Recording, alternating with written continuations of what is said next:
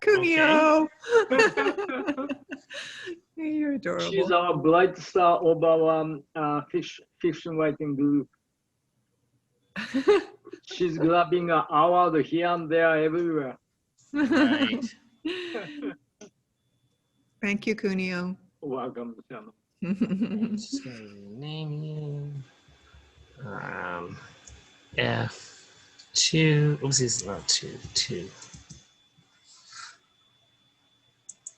So you'll notice you have an F2, and that just means you're our second feature reader. So Okay. it helps us with everything tonight. I'm good. Whatever. And you're from where? Burlinton, Ontario? No, I'm from Cumberland. Cumberland. Okay. I talked to so many people. After a while, I can't remember who they all are anymore. That's okay. Well, welcome to Electric Mermaid. Thank you. Thank you for inviting me. Well, Well, Jackie invited me. Yes, Jackie invited you. You had something to do with it. Well, she does that, and then I make sure I get everything else right so that I can put stuff on the chat, right? I have your, on the side here, I have stuff that I'll put up on the chat so people can get your books if they want your books. Good.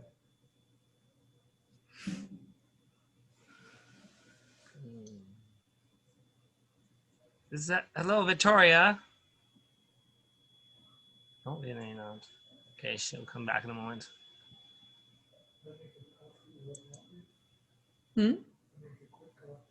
I'll just put I'll mute myself for a minute. Yeah.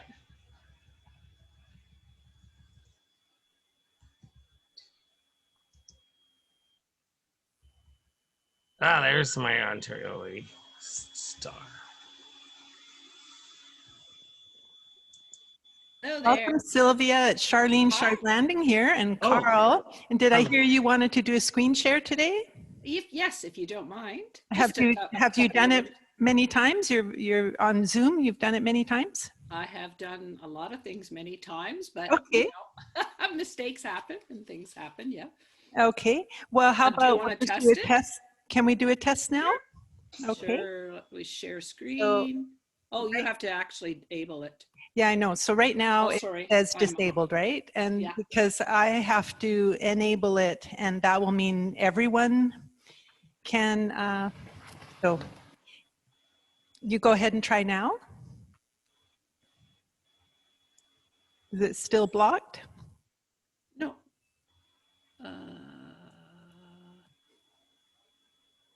Are you able to do it now? Okay. There we go. There we go. On the fly? Okay, so you go ahead and close it now, and I will block it again. So there we go. Well, that was easy, hey?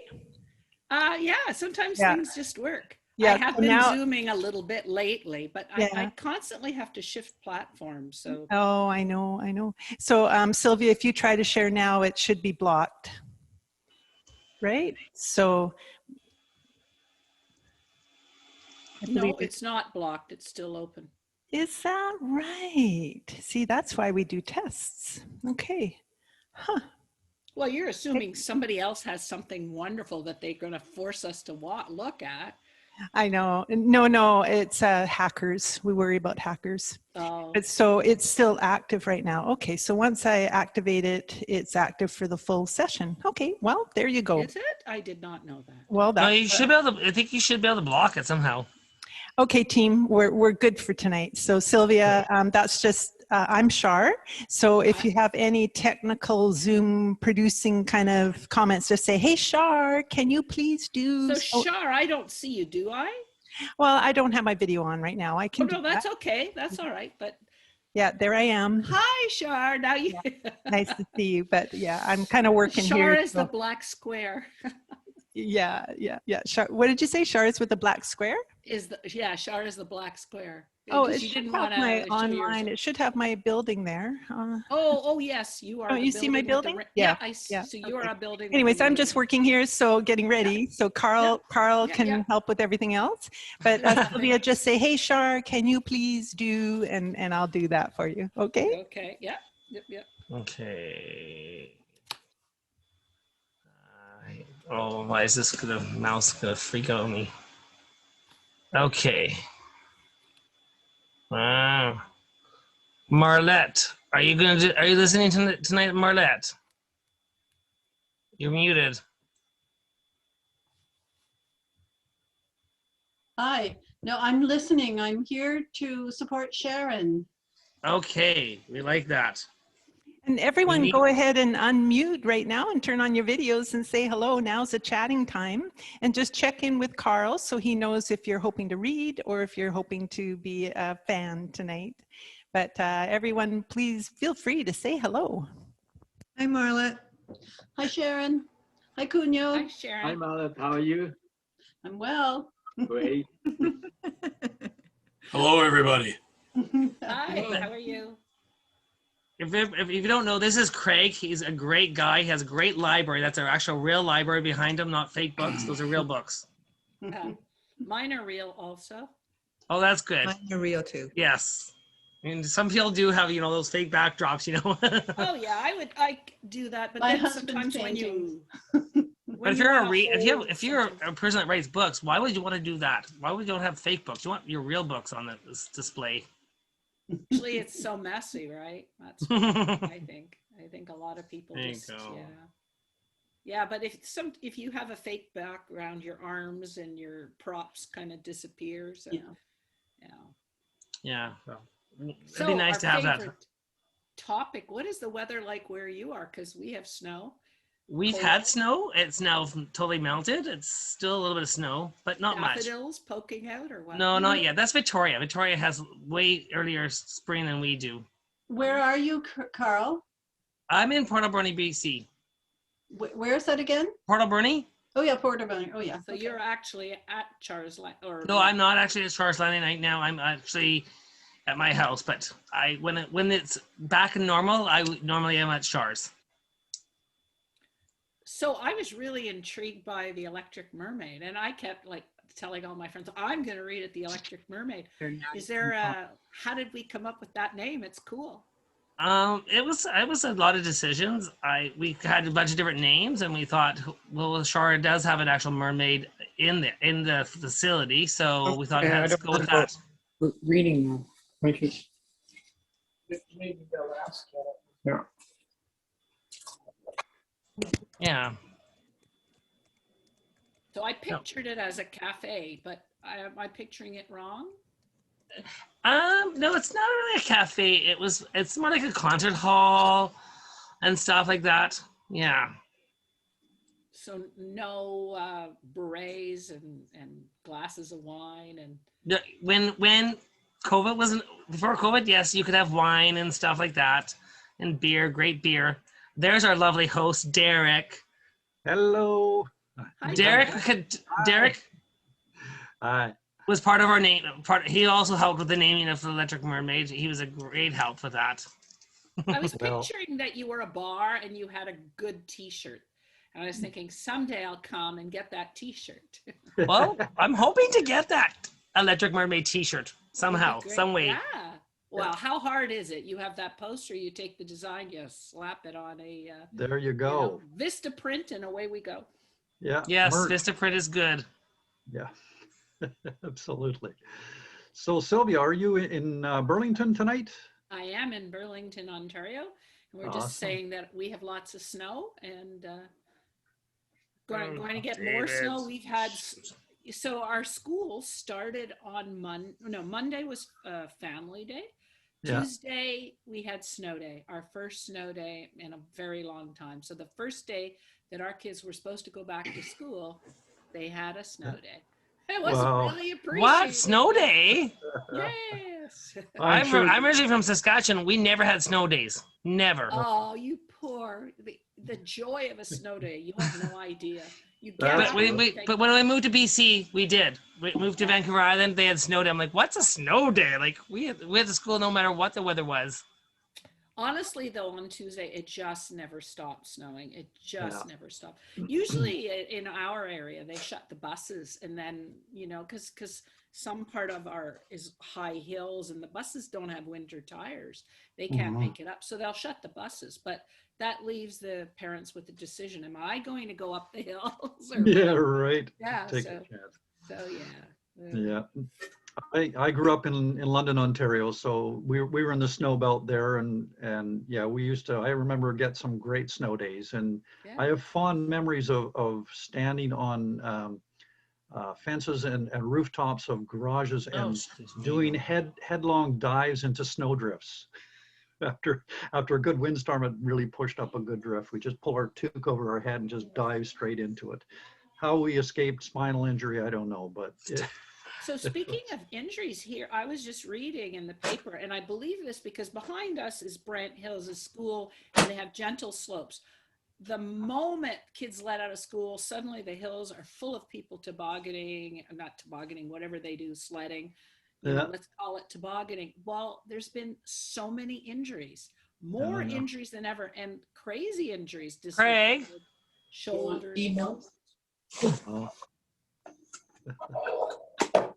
Yes. Craig, are you 5 minutes? I'm however long you want me to be. Okay, so we'll say 5 minutes. Okay. We'll call you anything but definitely not inflexible. Thanks, Craig. Sharon, how are you doing? You're muted. There you are. I'm doing very well. Thank you. Yeah. Good, good. And where are you hanging your hat tonight? Cumberland. In Cumberland tonight, eh? Good, good. Yeah. Home, Mhm. home on the island. You got more Cumberland is snow. home. You got more snow up there than we did in Port Alberni, I think. We have a lot of snow. Oh, good. Yeah, usually that side of the island always has more snow than Port. Yeah. Yeah. There's still probably 4 or 5 inches. Oh. Okay, Oh. she's just listening. Ours left.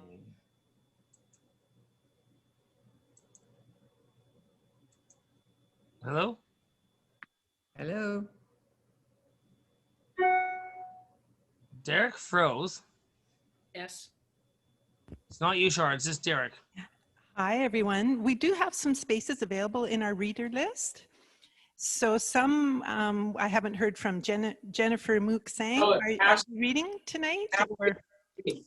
Oh, that's a friend. She knows She's I'm showing gonna up read. to see me probably. So Karl, are you I giving mean it. which ones are our guests and which Yeah. ones you might want to read tonight? Because we do have some space. Yeah. So if anyone is interested in reading tonight and they haven't pre-registered with Karl, if they could please maybe go to the chat window and mention or call or speak out loud. So we have some room, or put up your hand. I could see you if anyone would like to read. Carl, Yeah, can you hear me? Yes, I can hear you, Joy. Oh, hi, thanks. Yes, you see I assume I'm on the roster. You see Yes, the you are art. on the I thought roster. this started at 6 o'clock. It was just a fluke that I decided to tune in early. I wasn't going to. When did the reading start? Did the reading Well, start? the reading actually starts at 6. We just do a sound check at 5:30 to make sure everybody's microphones are Great. working. Because Excellent. sometimes someone might have technical troubles. So then we can get you on. If that's the case, if you ever have troubles, that's what Char does. She does all that. She's an amazing person. She's better at that than I am. I'm just the moderator and make sure people are reading the right way and stuff. Whatever. Great. Hey, can you do anything to make me look about 20 years younger? Oh, I wish. No? I wish I could do that. If Zoom could let me do that, that'd be amazing. You'd make your fortune. I would. There is a setting that you can. There is. Yeah. Yeah, there are filters you can apply, Joy. It's not beyond technical I possibility. think I'm going to start learning it. I look fine, by the way. Yeah, that's right. Oh. If your name, Jennifer, are you just listening tonight, Jennifer? I'm just listening tonight. Thank you. I'm here because I'm a friend of Sylvia's and I'm looking forward to hearing her. Oh, she's now a pirate. We welcome pirates. I'm just demonstrating some of the cool filters you can use. Is that on Zoom? It is on Zoom. It's I don't know those. I haven't seen those filters. I haven't even used those yet. It's new. Learn. Yeah, it's so maybe new and fun. I'll have to try it. But not tonight because I'm busy doing stuff here. Jennifer has a picture book. What's it called? Monty takes the plunge, right? Captain Monty takes the plunge. And he's wow. a pirate. He's a pirate. Okay, how do I get rid of this? Shave. Oh, very funny, Sylvia. Okay. Dennis Johnston. I don't see no microphone for him. No, not yet. Okay, so that's the one I don't have.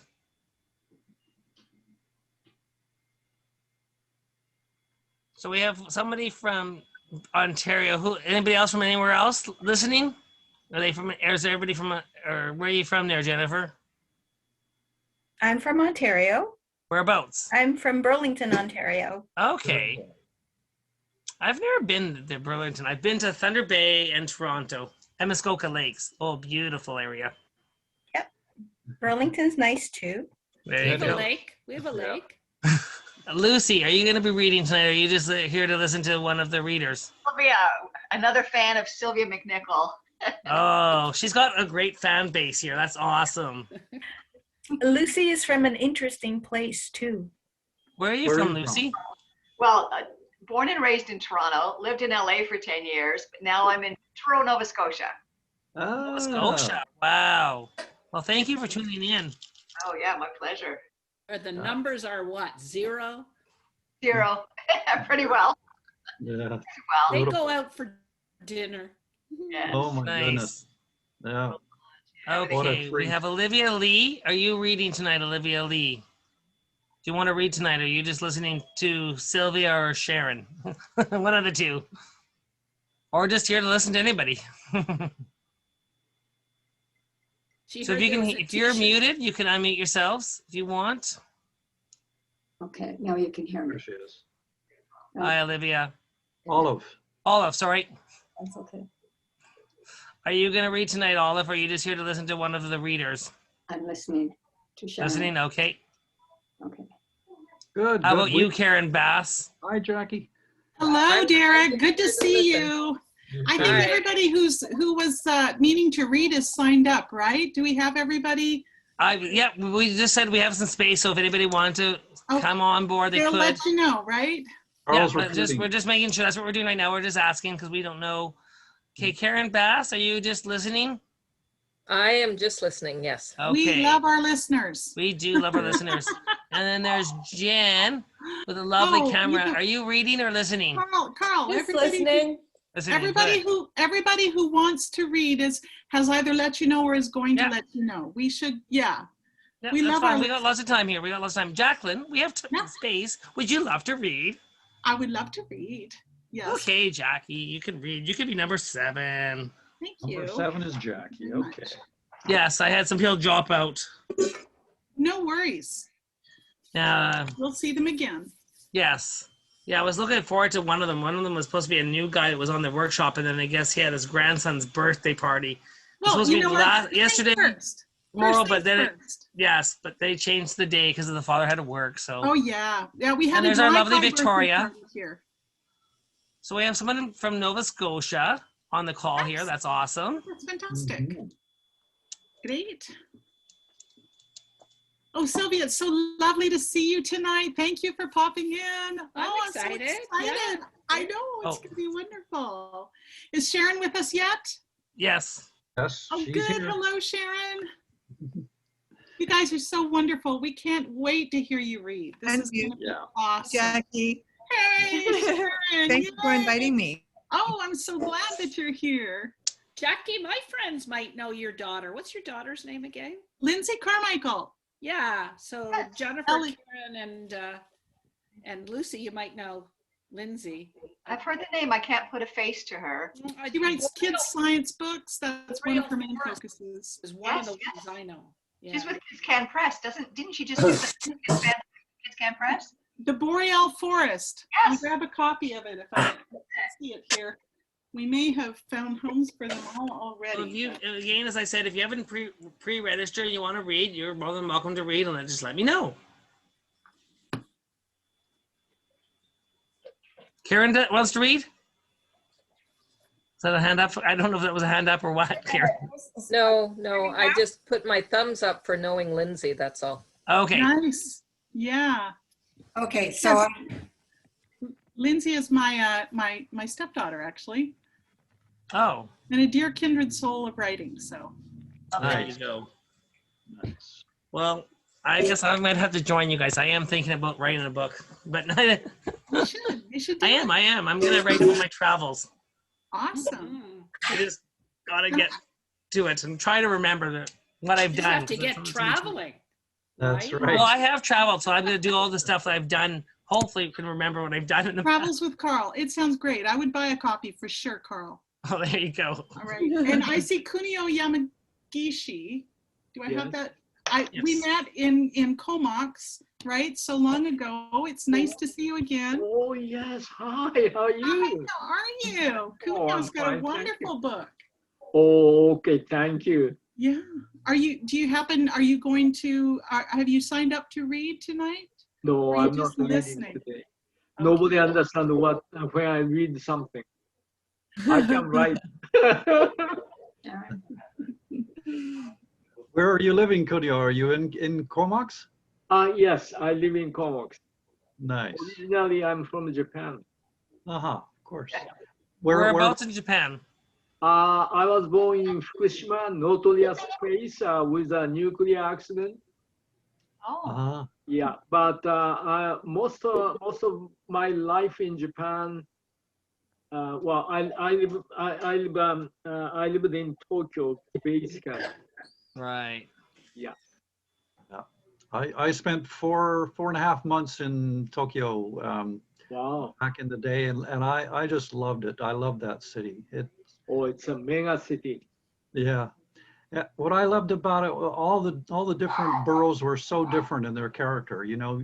Yes. You could go from, you could spend a day in each one exploring it and never get to know anything about it. And the next one was going to be so different again. Yeah, Yes. just amazing. Yes. Have you been to Shinjuku or Shibuya? Oh, of course. Yes. Yeah, rode the Yamanori line many times. Oh, okay. Shinjuku is a sleepless town. Nobody sleeps there. 24 hours. No, absolutely. Go, eh? Oh, wow. Yeah, we were lucky enough to live 2 years in Tokyo, and we even we had friends up in Fukushima that we went to visit. We had a wonderful time.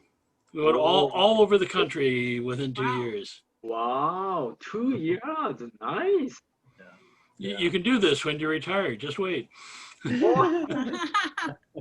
Wow. Yes. Well, I'll have to jump in here and play the devil's advocate as I often do. This is directed at Karl. Yes. You know the myth of the love boat, the love boat shining anew. Well, in 92, I paid a fortune to go on a Caribbean cruise, and I've labeled it the Caribbean Cruise from Hell. So we even had a guy drop dead on board. We had the worst storm that they've ever had in the Caribbean in history. I was sick for 3 days. I can go on. No. And but I did have a wonderful trip to Europe. But Karl, I'm going to read from my memoir tonight, but Karl, if you remind me sometime, or if you start reading about your travels, I'll read the one called The Myth of the Love Boat, because it wasn't the love boat, it was the ship from hell is what it was. Oh, no, that's not good. Whereabouts in the Caribbean were you going?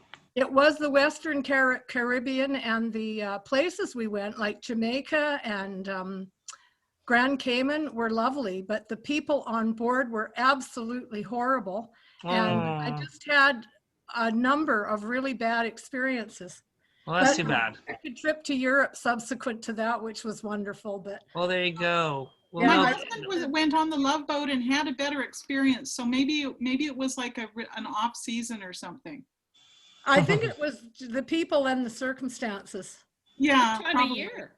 Yeah, I don't think you hear of too many shipboard deaths where they have to put the guy in the freezer. I knew the fellow. The day before, I had been working out in the gym with him. We'd been running side by side on the. Scary. And the next day he dropped dead, and I saw him die. So I don't want to put too much on your evening, but it was really a bizarre cruise. So I wrote. That is a very bizarre cruise. That sounds like one for the books for sure. That sounds like it does belong in a book. Absolutely. Yeah, it I think does. I'm doing a collection Nightmare of short book. stories now. I'll include it, but I'll put it near the end. So who was terrible, the passengers or the crew? Both, but the passengers particularly. The really funny part about it, it was advertised as a singles cruise, and everyone was supposed to be around 40-ish. Old Ben was 92, and my job was to babysit him. And I lost him in Fern Gully, Jamaica. I set him on a bench and forgot where he was. And then I went back to the van, and we were halfway back to the ship, and I realized, where's Ben? I've lost him. So another little quick thing that happened that was a bit on the negative side. Joy, if you write the way you talk, it's amazing. Good. Got to read my book called Whoopee. It's yeah, people say they howl over that one. I wrote one called Whoopee, I'm a GRG. I can show you guys the covers later. I'll flash them at you. Perfect. No, the Grand Cayman's is a beautiful place. I've been there. I loved it. But I didn't go by cruise. I flew into the Grand Cayman, so you were wise. Here's another thing to think about. If you've written a book and you want to put a link in the chat to your book, you can do that, right? In the chat. Actually, I can't. I haven't got a clue how to do that. Oh, well, another time then. If there's I've got to definitely improve my computer skills. That's for sure. Yeah. Oh, we do orientations at yakfest.ca. We do the occational Zoom orientation. So if you want how do you spell that? I usually just hit buttons and hope something works. Yakfest. Y-A-K. Y-A-K. Fest.ca. All right. I shall definitely. All right. Try that. Try to get a bit better educated. I just wanted to introduce, so you know that Jennifer Muksang had written a book. Karen Bass wrote many historical novels that have won the Jeffrey Bilson. And Lana Button is here. Wave Lana, she's from Burlinton, and she has Raj's rules for bathroom. Raj's rules for bathroom at school, right? Did I get it right? Oh, she should read tonight. Yeah, that would be a fun read. Yeah.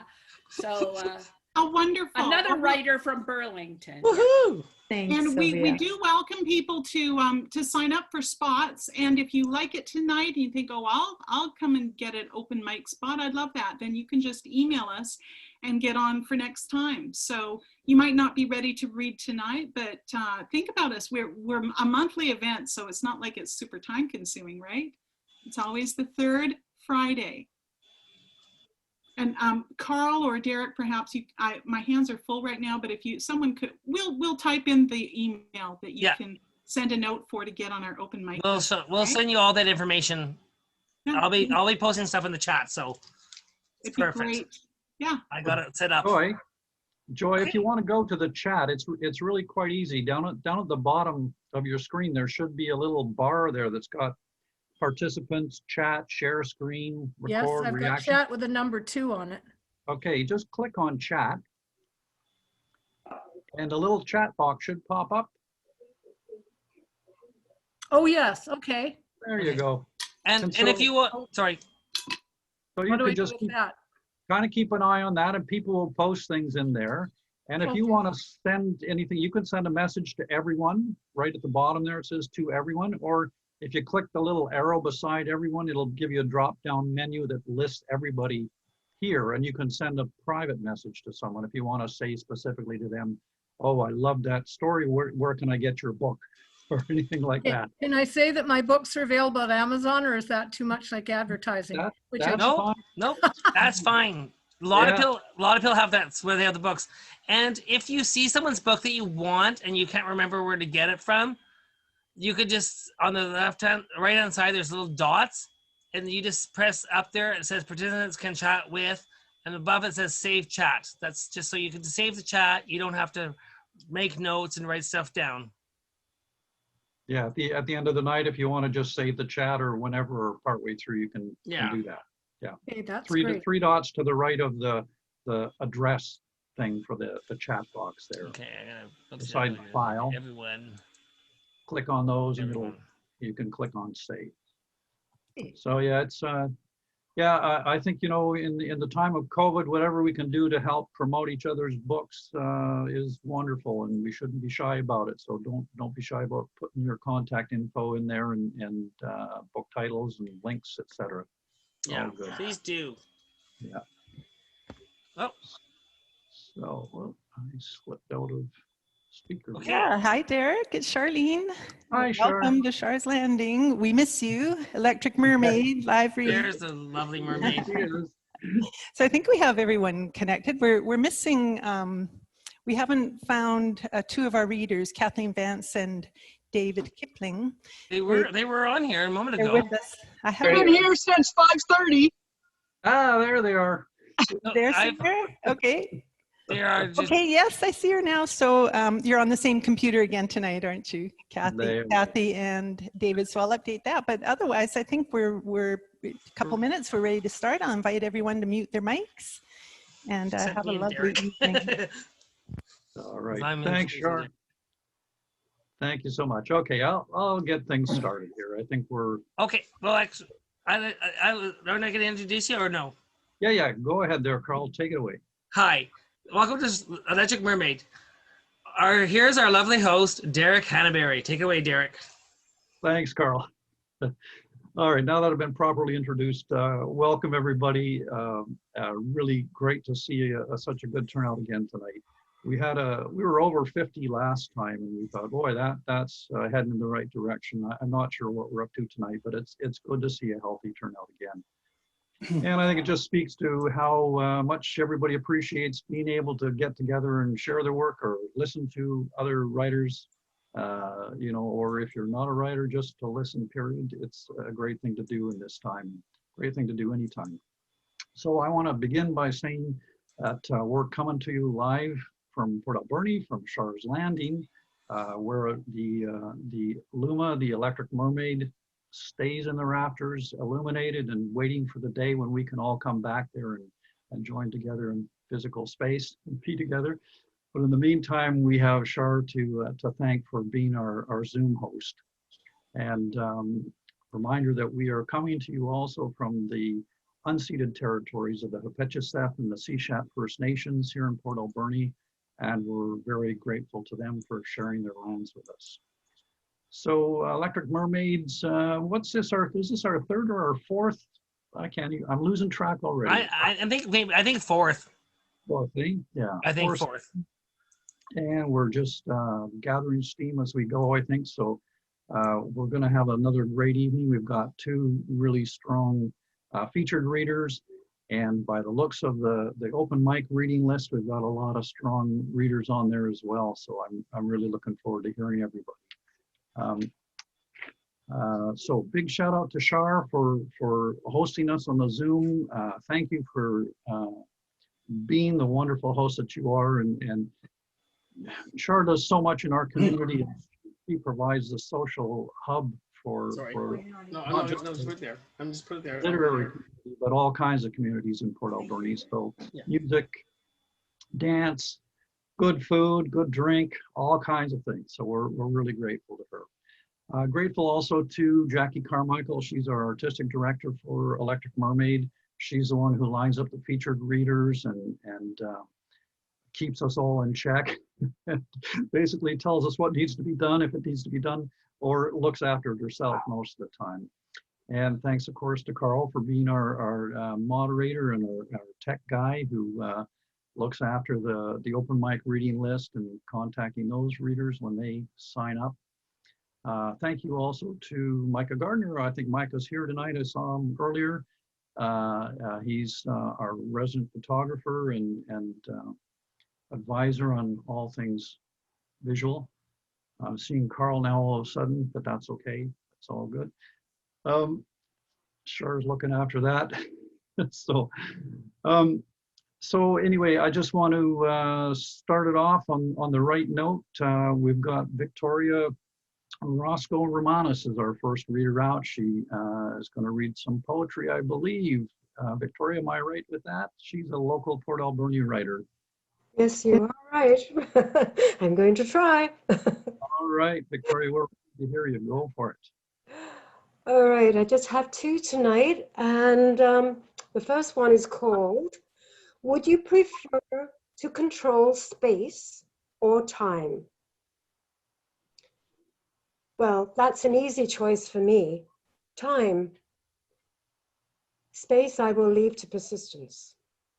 Time, I truly believe those two hands are in a race with me, and they always win. I have trained hard over the years. There was a time when I believed I was close to winning, but now I appear to be losing ground daily. Those hands never tire of racing around the track. Perhaps they have some secret enhancement that gives them the advantage over me. These days, I tire more easily trying to keep up with those hands. After a long day's work, I need to take a nap, which gives me a boost. However, as the evening runs by, I drop way back in the field again. I cannot understand why, after a 7-hour nightly sleep, I still cannot keep up. Getting ready for work now takes me more than 2 hours. I know I'm running at my fullest speed, but try as I might, I am always late getting out of the house. In my mind, it does not seem that long ago that I was able to arrive to start work at 7 a.m. with time to spare. It really did not appear to me then that I was racing or in any way behind time. We seemed to be evenly matched. A few years have ticked away since, which leaves me a back runner in the race. What can I do? Perhaps if I put weights on the hands, the first half of each hour might move a little faster, but in the last half hour with the handicap, the climb up to the top of the hour would cause the hands to slow down, enabling me to catch up. Perhaps. Then again, only my clock would be weighted, which would mean I would be so far behind the rest of the world. If my clock went slower, I would run out of day and night, and I would be days behind by Christmas. No, there is no way to outrun time. This race is for life. As the years go by, the clock runs faster, and I run slower in my efforts to keep up. I have to accept that time waits for no woman, and certainly not for me. What an impossibly stupid question this was anyway. The first one. And the other one is, it's time to think. When the words won't come, she struggles to be understood, trapped within her memory, thoughts of yesterday. Yesterday, when one day seemed as long as 7, time to lie in the wheat field, hear the breeze through golden ears, like an ocean swell. Age had not shown its challenges, nor its furrows. There was years of time then, the end never contemplated. Yet today, the mirror returns a different image. It's time to think, said Alice. So, whoops. Thank you very much, Victoria. Awesome. Yeah, I believe it. Time's going faster. It's not us that's going slower. There's no chance of that. I know that. So. I agree. Thank you. You can slow down. So let me know. Yeah. So a couple of things I forgot to mention in my intro there. One is that this is being recorded. So just so everybody knows, and Char usually posts these things onto YouTube afterwards. So if that's an issue for you, maybe you should, I don't know, cover your camera or something if you're worried. And also occasionally some still shots are taken as well that might be used for publicity or whatever. And if so, of course, we'd make sure to ask you first if it was going to go into a press release or anything like that. Also, Char is, of course, reliant on donations to stay alive these days. So if anybody feels generous tonight, they can always do an e-transfer at charslanding.com. It's very simple. And send her a little donation to keep the roof over her head and the heat on in Char's Landing until such a time as she can open the doors again to the public. Be gratefully appreciated. So. And I think that's everything that I forgot in the first one, but remind me if there's anything else, Karl and Char and Jackie and anybody else. So we're off to a good start. Joy, Sheldon is up next, and judging by what you were talking about before we got started here, Joy, I'm sure we're going to be royally entertained here. So take it away, please. I hope so. I'm even going to throw in a little bit of singing. And first of all, I want to know, did my chat come through? I didn't know which button to hit, but I saw a red button that said chat, so I hit it. I put in the titles of my books, and but I couldn't find a button to hit to make it go to everybody. Then I saw a button at the bottom of the screen that said chat, and I clicked on that. Okay. Yeah, no, I'm not seeing it there. So what you'll need. If I have time at the end, I'll just show them my book covers, and everyone knows they're available at Amazon books and local bookstores anyway. So sure, it's Kid, Derek. And my apologies, because the section I'm going to read tonight is Millicent, and I think you're actually one of the first readers that pre-read it for me.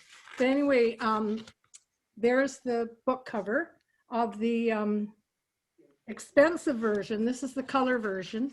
And ironically, the one I really recommend is the black and white version. It's larger, it's large print, especially for seniors.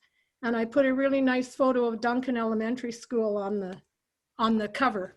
And I did quite a lot of research into some of the local schools, and Stratford's Crossing, the mines, blah, blah, blah. But I put a lot of humor in it too. So here I go. This is the book blurb. Wringer washers, sad irons, and hog jowls. Such was rural life in Cowichan back in the 50s. Growing up on a small truck farm in Duncan, BC, was vastly different from what kids experience today. From party lines to stone boats, a hardworking life interspersed with the antics of several, often dysfunctional family members. Neighbors, from Nestor Nelson the hermit to Mr. McGonagall, who blew himself up with dynamite. Swimming and bottle diving in the Chemainus River, eating homemade yummies washed down with milk straight from the cow's tit.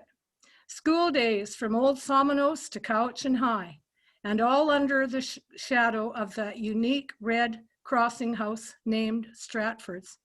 I grew up at Stratford's Crossing, and I think I'm the only one that did any research into it. I don't think T.W. Patterson even researched it, but I won't read that section tonight because it's too long. I'll just read a bit from the prologue, and then I'd like to read about my eccentric mother, Millicent. When we became adults, my younger brother would often lament that we had a lousy childhood. I never thought so. In retrospect, I think we were incredibly blessed to have the many benefits of a country upbringing. We had the hearty, nutritious foods that only a truck garden and good home cooking could give. We had the fresh air and freedom that is rarely experienced by kids today. We could go barefoot from June to September. We were free to roam the fields, fish the streams, and hike the mountains.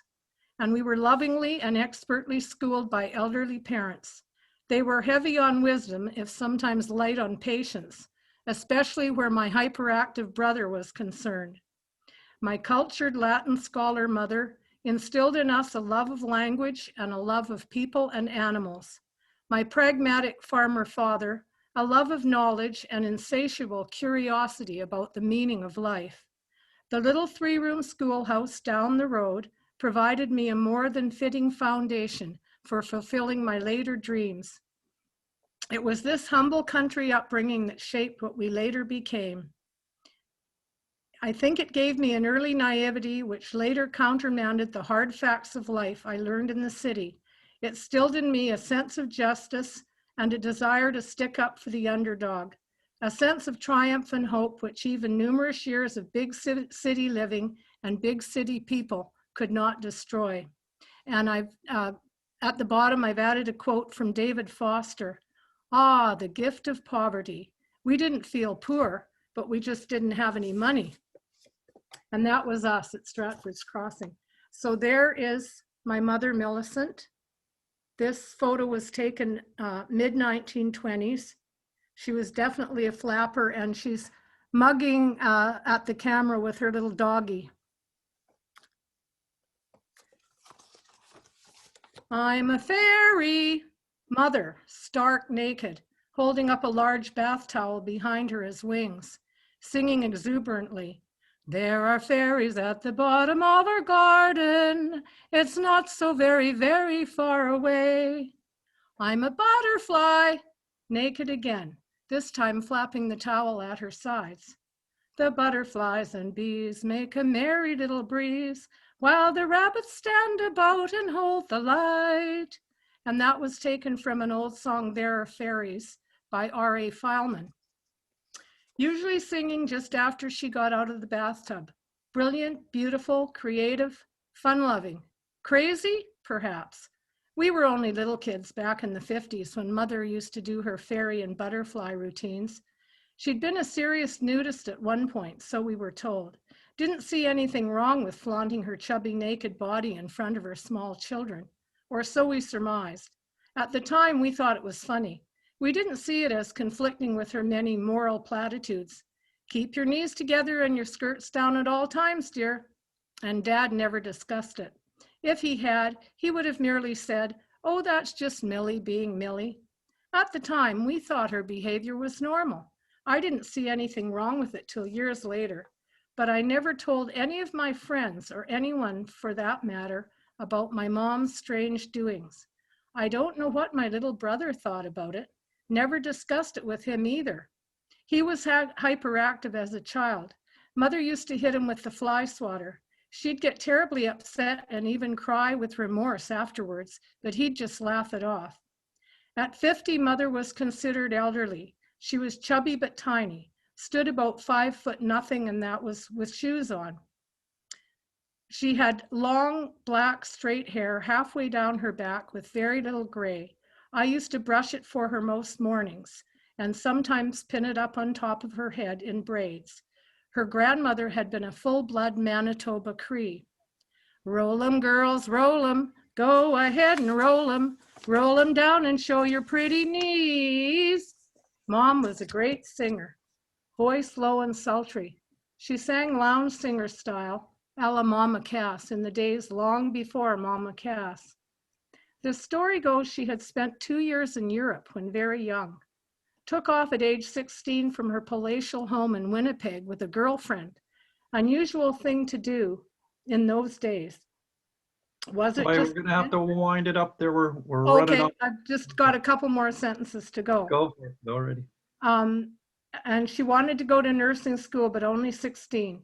So off she went to Europe, and she ended up in Paris, France, 1924-25, singing and dancing in cabarets.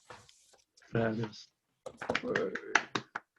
And then there's a whole chapter to, like, that's just the first beginning of it. Yeah, beautiful. Beautiful. Thank you. And wonderful to see the Millicent in hard copy cover now. Yeah, I published it in November. And beautiful. That's my signature colors, the pink and black. Sweet. And I can show the other covers later if there's time at the end. Sure, sounds good. And actually, we've got some. I think Jackie was already posting the titles in the chat for you, so they're already there. If you want to just check the chat, and you can add what you need to add at the same time. Great, thanks. All righty, thanks for reading. So, Karl, were we going to do the featured readers now or a little bit later? Did you have a plan there? Do them now. We can do them now. We have time. They're always. That's how we always do. We always do 2 open micers and then go to the readers. Okay, good. So Sylvia, maybe we'll call on you first if you're okay with that. And sure I am. I'll just give you a little intro here. Recent winner of the Hamilton Fiction Award for Body Swap. She's also won Burlington's Literary Artist of the Year in 2011, as well as 2 Children's Choice Awards and many nominations, such as the Arthur Ellis Award for Young Adult Crime Writing. She's got over 35 books under her belt. I don't know how people find the time to write that many, but that's fantastic. That's awesome. So she's spoken at the Seoul International Book Fair as well as book toured Colombia, where her novel Revenge on the Fly and Ganza contra la Mosca became a bestseller. And I'm sure there's a story there. I want to hear how you ended up down in Colombia doing that. That's fantastic. So glad to have you here, Sylvia. So please take it away. Thank you so much. I chose Revenge on the Fly to read tonight, not because it's my most recent book, but because it is deemed a pandemic novel in both Korea and Colombia. And I kind of, you know, over the years, you kind of forget about what a book is about. And then I was preparing the readings. I'm thinking, oh my gosh, how come the Canadian publisher hasn't sort of picked up on that? But I'm hoping to share screen so I can share an image with you. Let's see if it works. This one. Are you able to do it? Or, yeah, or? Yeah, here I am. You can see everybody, right? So this is the cover of Revenge on the Fly. Oops, sorry. And this is what it looks like in Colombia. And it just also will be available in Mexico. It will be retranslated because apparently Colombian Spanish is a little bit different than Mexican Spanish. And here it is in Korea. Korea took kind of a little humorous spin. So, you know, traditionally we read from first chapter, then there's no introductions necessary. But I will show you the image to go along with this. This is the Empress of Ireland, and this is the ship that my character comes over to Canada in. This is the year 1912. His mother and his sister have died, and they were supposed to come with, but instead he is batching it up with his father, and he will ultimately end in Hamilton, Ontario. Right now, the scene that we're in this is actually an archive photo. Oh, sorry, I have the Spanish subtitle because I presented in Colombia. So this is when you hit Rimouski in that time, you would have to have the health officer come on board, and they would make sure that you were well enough to enter the country. So this is the scene that we're at right now. Not a word to the doctor about your mother. Father frowned as a woman left the ship's examination station, weeping. The doctor had boarded at Rimouski and set up shop in the corner of the dining room. Between the row of tables and the wall, the line of passengers inched forward. Or your sister. I nodded in agreement, didn't trust myself to speak.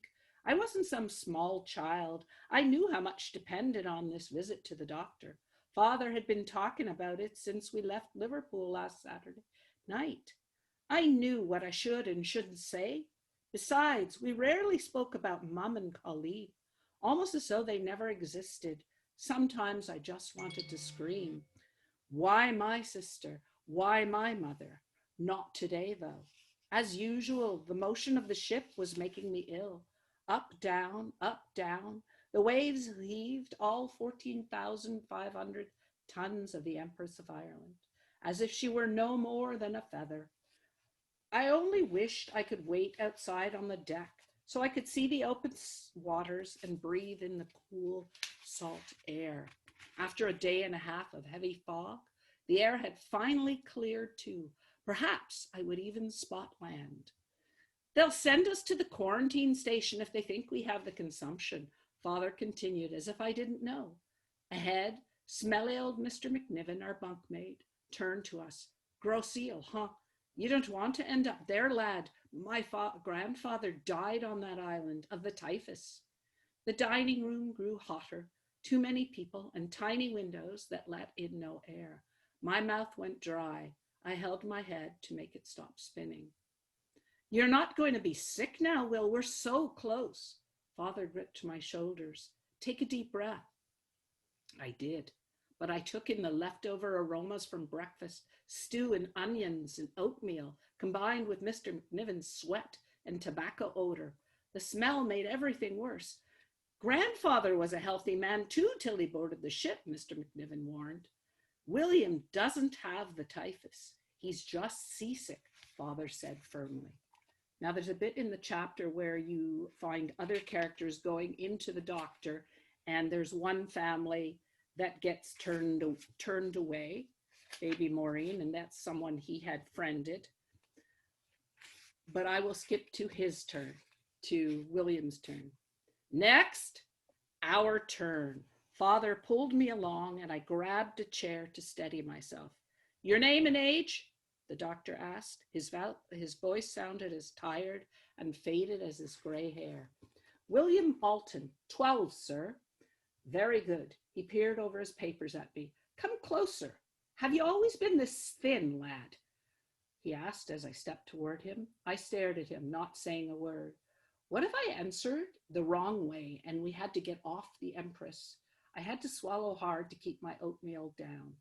It's just the rough sail, Father answered, a broad smile on his face. He's been seasick the whole trip, doctor, but he hasn't had the diarrhea at all. The doctor stood and frowned at my face. No spots, he said. He touched my head. No fever. Breathe in, lad, he commanded as he listened to my chest. Cough for me. I managed a small cough, despite the rocking boat. This morning's porridge tickled up the back of my throat, and as I swallowed, it felt like as though a piece of straw had lodged there. I coughed again and couldn't stop. The doctor watched me with narrowed eyes. He had his vaccination for smallpox back in England, Father said. We both knew that coughing wasn't a symptom of the pox, but it was for what Mum had. In the middle of the night, she couldn't stop. I couldn't wake up to the sound. I would wake up to the sound and pray to God to help her catch her breath. And then in the daytime, she hacked until she spat up blood. Coughing was a sign of consumption, what my friends at school had called the white plague. Being pale and thin was too. I tried to breathe and calm the tickle down. Here, have some water. The doctor held out a glass. I drank and managed to stop the cough, but not the sick feeling. Did you spend any time with that child I just saw? Baby Maureen, limp and pale. I just kissed her goodbye. I'd also played with her in the sand pit on Monday to give Mrs. Gale a bit of a rest. The baby had laughed and flattened the tower I had built her. No, sir, I lied. I said hello to her mum from time to time is all. The doctor watched me still. If he thought I was sick, our whole trip would be delayed. And that was at best. At worst, we would die on Grosse Ile, like Mr. McNiven's grandfather. The doctor shook his head and stamped a paper. You're fine. So that is the very, very beginning. Oh, and I wanted to read you a little bit, which actually shows the premise.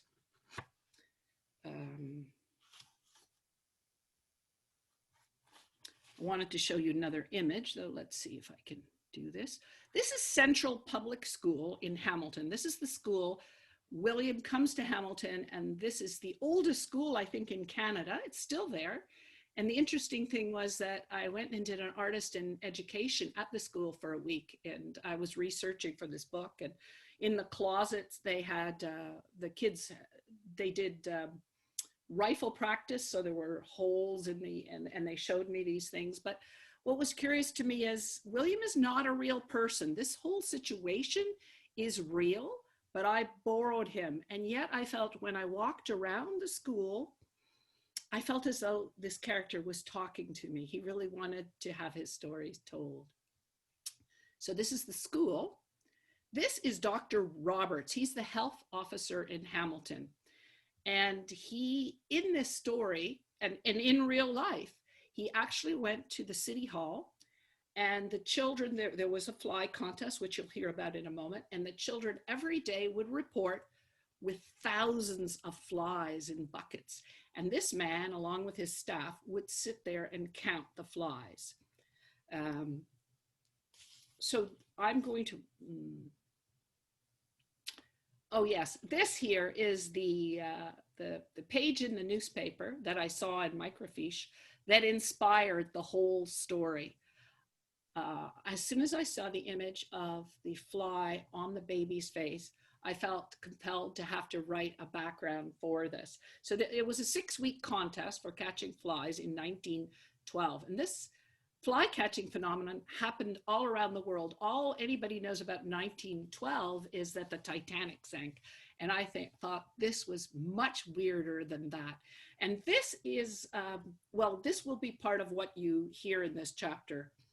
So there is an assembly, and they're called in, and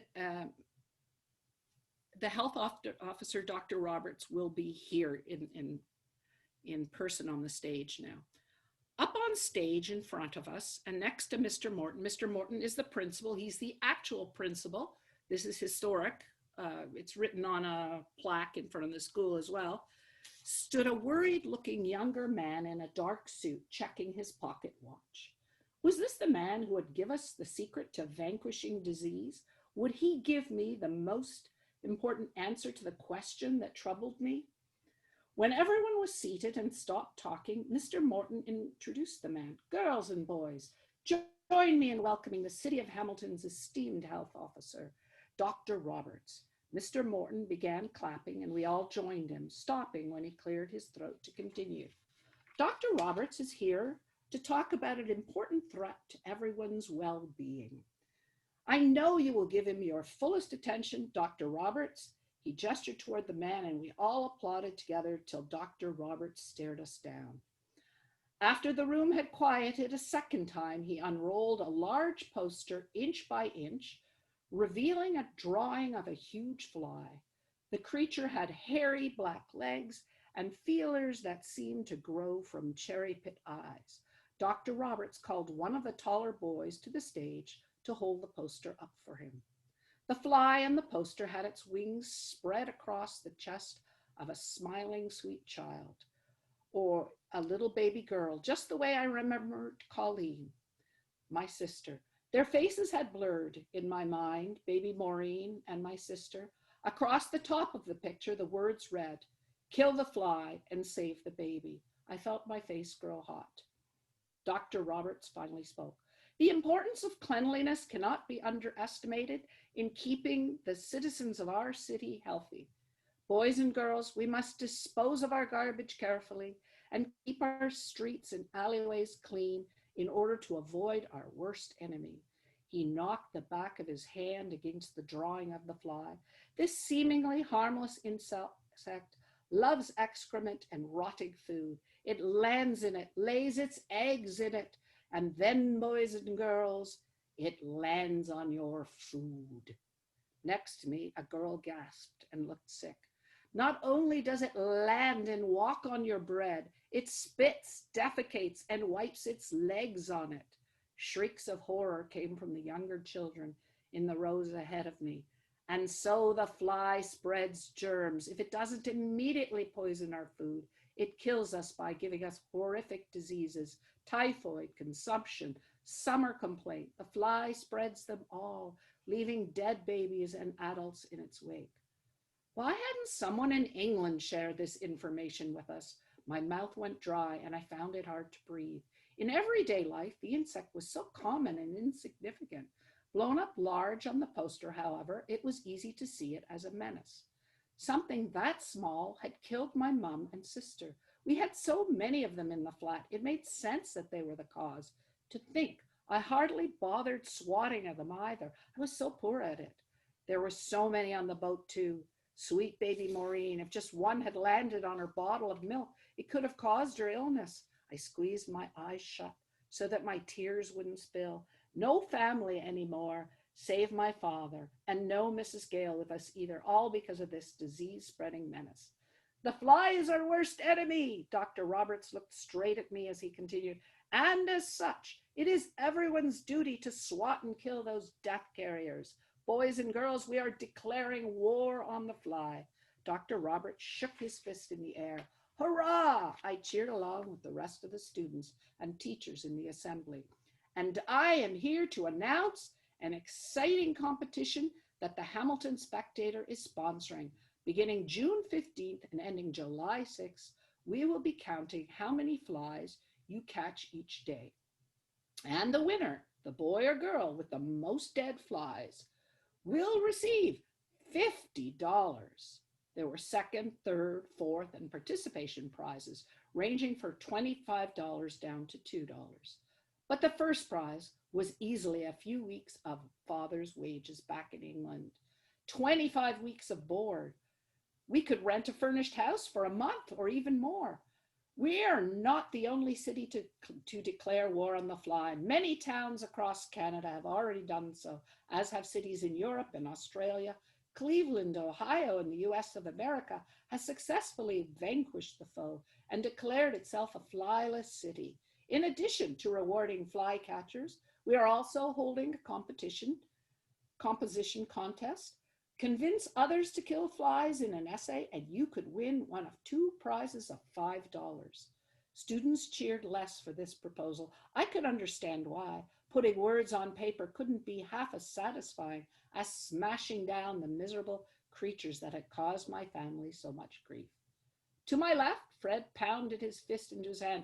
I'm going to win, he declared, his usual creamy smile stretching across his face.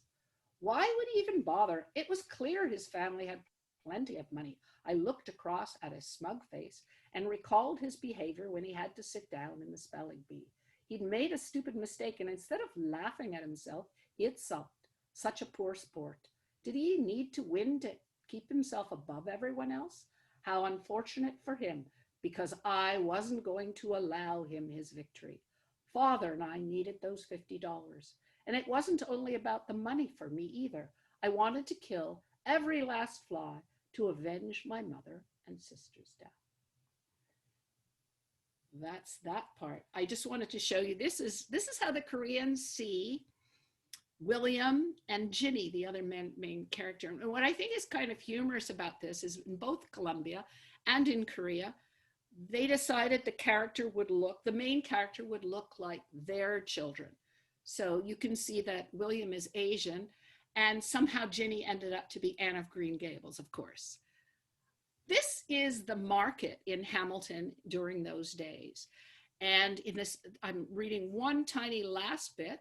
And what I discovered, for writing historical research, there is so much research. I don't think I could ever do it again. Hats off to other historical fiction writers.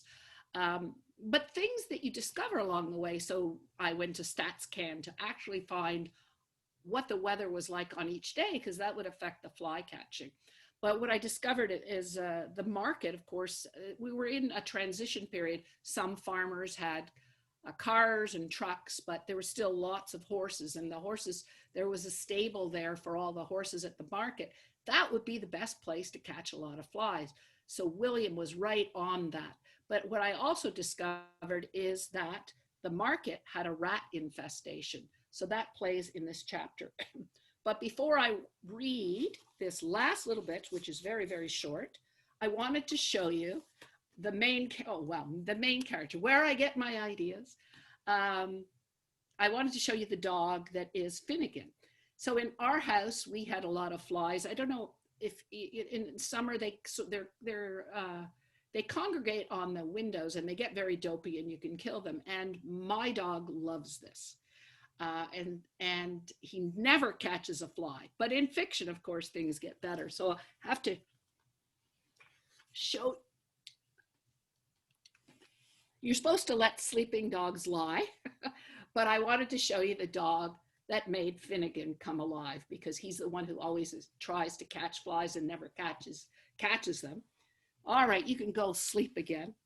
And now I will read you the last section. You can picture Finnegan in your head, although the Koreans made him all black. He's not a Jack Russell in Korea.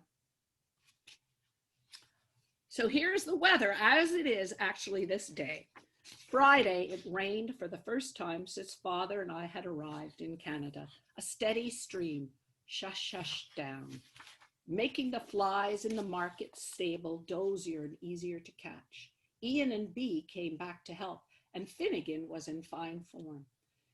He gets a little too lively when he can't run around outside, Ginny explained, as Finnegan leapt up on a wall for a fly. I just laughed. On the way out, we walked closer to the building so we could stay dry. The rain cooled the air a little, and I felt relaxed. I wasn't paying attention to what Bee and Ian were doing. They had been warned of touching anything before they stepped inside the market, and I trusted them. They walked by the baskets of fruits and vegetables without touching anything. Suddenly, Finnegan bolted. "It's a rat," he called out. Sure enough, a gray animal as big as Father's hand leapt ahead of the dog by a tail's length. "Finnegan, stop," Ginny called as she ran after him. The dog didn't even slow down. It followed with Bea and Ian. The rat scrambled up and into a basket of potatoes. Finn scrambled after it, his hind legs sending spuds spraying across a chicken crate. The rat scurried down and knocked into the crate. Chickens squawked and feathers floated out of it. At least chickens didn't get loose, I thought, as the farmers yelled after them. Still, carrots, lettuce, and leaves of all shapes spilled as the hunt continued. As the rat across a pig pen, its back legs suddenly dropped through the slats. Its front legs held onto a rung for a second before they gave out, and it dropped onto the pig's back. The pig squealed as if it were being butchered. Finnegan leapt into hysterics, his paws scraping madly at the door of the wooden cage. Somehow his strength and persistence opened the door, and the pig escaped too. The farmer chased after the pig. I dove for Finnegan. Perhaps I should have let the dog keep running, because that's how the cops finally caught up with us. And that is the end of my reading. Super. Thank you. Thank you, Sylvia. That was wonderful. Took us right there, absolutely right there. That was fantastic. I want to open it up for a bit of a Q&A here for a few minutes if anybody has any questions. I think I'll start it off by just, I'm curious to hear how the whole thing ended up that you got down to Columbia. Did the book get popular down there and then they invited you down, or what? How did that all transpire? So Pajama person, Mitchell, and she's pretty fluent in a number of languages, and she cultivates Latin markets specifically. So it sold to Columbia first, and it's a publisher called Norma, and they had an essay contest the year, and they wanted to use Venganza contra las moscas as the focal point of their essay writing, because the publisher loved this book so much. There's a question that he asked, and so this was the 30th anniversary of this essay contest. So the kids in Columbia, everyone in grade 7 and 8 had to read Venganza contra las moscas and then write this essay if they wanted to participate. Almost like in how William had to compete with his essay contest, or did compete. But then Canada Council has something called Arts Abroad, and the publisher invited me to Columbia, and so I had to apply for the grant. And it gets a little dicey. These grants are very dicey, as the writers on board know, because we were supposed to go in October. There was a children's festival then, and I would only find out if I got the grant, I don't know, October. It was insane. And so I rolled the dice. There was a seat sale, and I bought something like $500. And I took my husband, and then we did get the grant, and toured 4 cities. And in touring the 4 cities, 4 locations a day, and they would be a library or a school, and then 4 schools would be invited there. So 4 times a day I would be presenting to hundreds of kids, and each bought a copy. These were, I guess these are the private schools, certainly not the public schools where maybe the children are poor. So these were well-to-do kids, but they all bought a copy. So by the time I left Columbia, 15,000 copies had sold. And I did go to a library where they said it was listed as their top 100 books, which is amazing to me. It really captured Columbians' attention. I went somewhere and they sang a song for me. I was never that loved. And now come to Canada, I always joke that, you know, go and I'll do signings. Every time a new book, I'll go in the store and nobody wants to talk to you. They walk around and I sing Columbia, Columbia, because somebody loves me, right? And I did go to Korea as well. That was a funny story. It was our birthday, you know, Canada's birthday, what was that, 2017? And I was going to tour in BC anyway, and I got up insanely early, and I checked my email and it said, would you like to come to Korea? And I said, it was from the Emcee of Canada in Korea. And I read this to my husband and he said, don't click on that. It's a scam. Said, oh, come on. I just emailed back and said, yeah. Absolutely. Yeah. So and it's funny because that evening I went to a party, and this doesn't happen every day of the week that we go to parties or whatever. And I saw Kathy Stinson. And I said, oh, guess I immediately went out and got Korean tapes to listen in the car. So driving, it was an hour to Guelph, the party. I was listening to how to speak Korean, which is incredibly difficult. And I said, guess what I was doing in the car? And then I said, you know, I got this invitation. And Kathy said, I got that invitation too. And I thought, oh, this does seem scammy now. She didn't want to go. And Kathy Stinson wrote Red is Best. And in Korea, they like Red is Best as well. I talked her into go. I think the Emcee only really wanted one. They asked two. We both ended up going in, and it was only for 5 days. It was really a blast. And by the way, they renegotiated the license too. So it's kind of a good seller as well in Korea, although I have no clue about the numbers. Fascinating. Thank you. Thank you. Let's give her a round of applause there, virtual applause for those who are muted. Thank you so much. And maybe if we have some time at the end for some more questions, that would be great. So let's move along here. Sharon McInnes is our next featured reader. And I just want to share with you a little bit of her background. Sharon's up in Cumberland, close to us here in Port Alberni, just an hour and a bit over the hump. Sharon is the author of Across a Narrow Strait, a novel that came out in 2018, and Up Close and Personal, Confessions of a Backyard Birder, 2012 books. So that's a compilation of your newspaper columns, I guess, Sharon. So you've been a monthly contributor to Bird Canada for 7 years, or you were anyway. Yeah. And your personal essay in 2012, Formative Years, was published in Living Artfully, Reflections from the Far West Coast. I think Libby Morin, one of our local writers, was in that collection as well. Beautiful book. And in 2020, your first short story, The David and Goliath, was published in Island Writer. Then A Symphony of Sparrows took second prize for fiction in Askew's Word on the Lake contest, and Various Functions of Fire took first place for fiction in the Victoria Writers Society competition. With a title like that, it had to win. It's beautiful. So as I said, Sharon lives in Cumberland, where she's busy writing more stories and working on a memoir about the time she spent looking after her mom, who had dementia and died in June of 2020. Condolences on that one.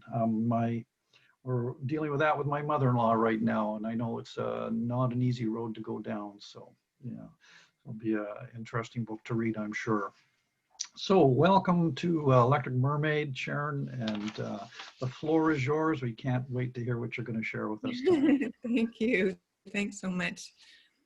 Hello, everyone. So I am going to read from Across the Narrow Strait. This is what it looks like. Oh, it's backwards. Well, if you're in my seat, it's frontward. So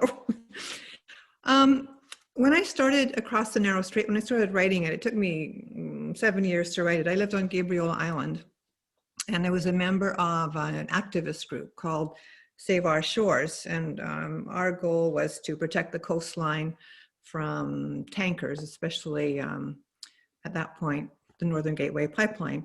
And that was my first foray into activism.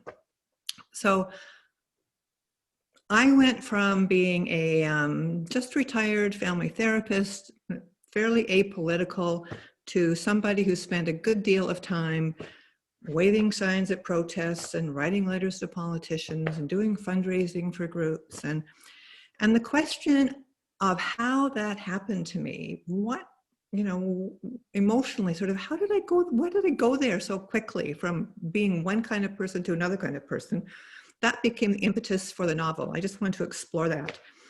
And then because I was a family therapist in my work life, and I worked specifically, or specialized anyway, with working with families who had kids with disabilities, I couldn't help but create a fairly complex family life and love story for my main character, Anna Desjardins. So that's kind of the background to the book.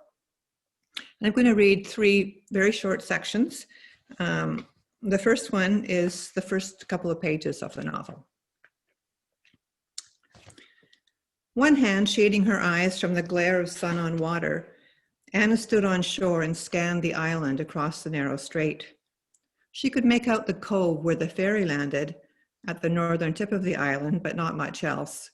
Then she saw it, the bright orange rooftop flag of Clam Bay Inn, where she and Alan had stayed last time.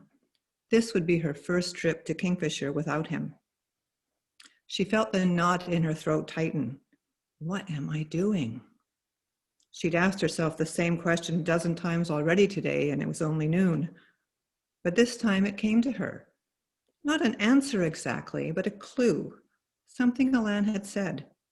You always seem so much happier there. It was true.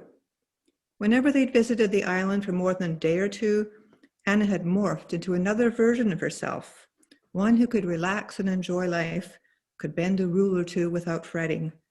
So why not move, start fresh? The knot in her throat began to loosen and her shoulders relaxed a little, for 5 whole seconds. Then the same annoying thoughts that had been pestering her for months, like gnats on hot summer nights, sprang to life. You're being ridiculous. You love Vancouver. No teaching jobs on Kingfisher, you know. And what about book club? And most of all, what about Katie? All good points for sure. Nevertheless, she felt pulled, like the tide by the moon. She closed her eyes, drew in a long, deep breath, held it for a count of 6. When she opened her eyes again, she glimpsed movement to her right. A large black seabird was gliding toward a flock of what appeared to be its kin at rest on an abandoned pier.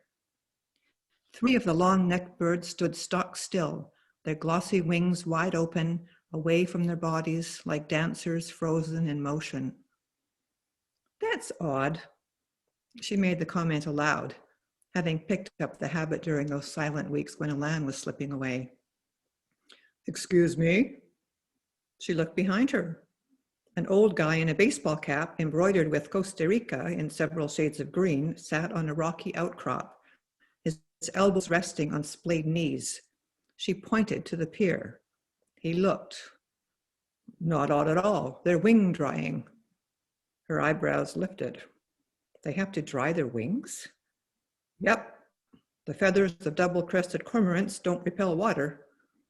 Really? It sounds like rather bad planning. That's so. I mean, why would God or whatever create a seabird without waterproof feathers? The guy looked her up and down, not like he was checking her out as a woman, but like he was assessing whether or not she was worthy of a response.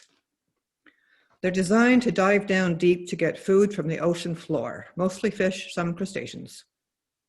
Anna didn't know much about birds, although she was aware of the crows that dive-bomb joggers on the Stanley Park seawall every spring and the ubiquitous sparrows that foraged for crumbs at sidewalk tables along Denman Street. And robins, of course, everyone knew about robins. Well, I've lived downtown all my life in the West End, not a lot of birds in my neighborhood. The guy harumphed.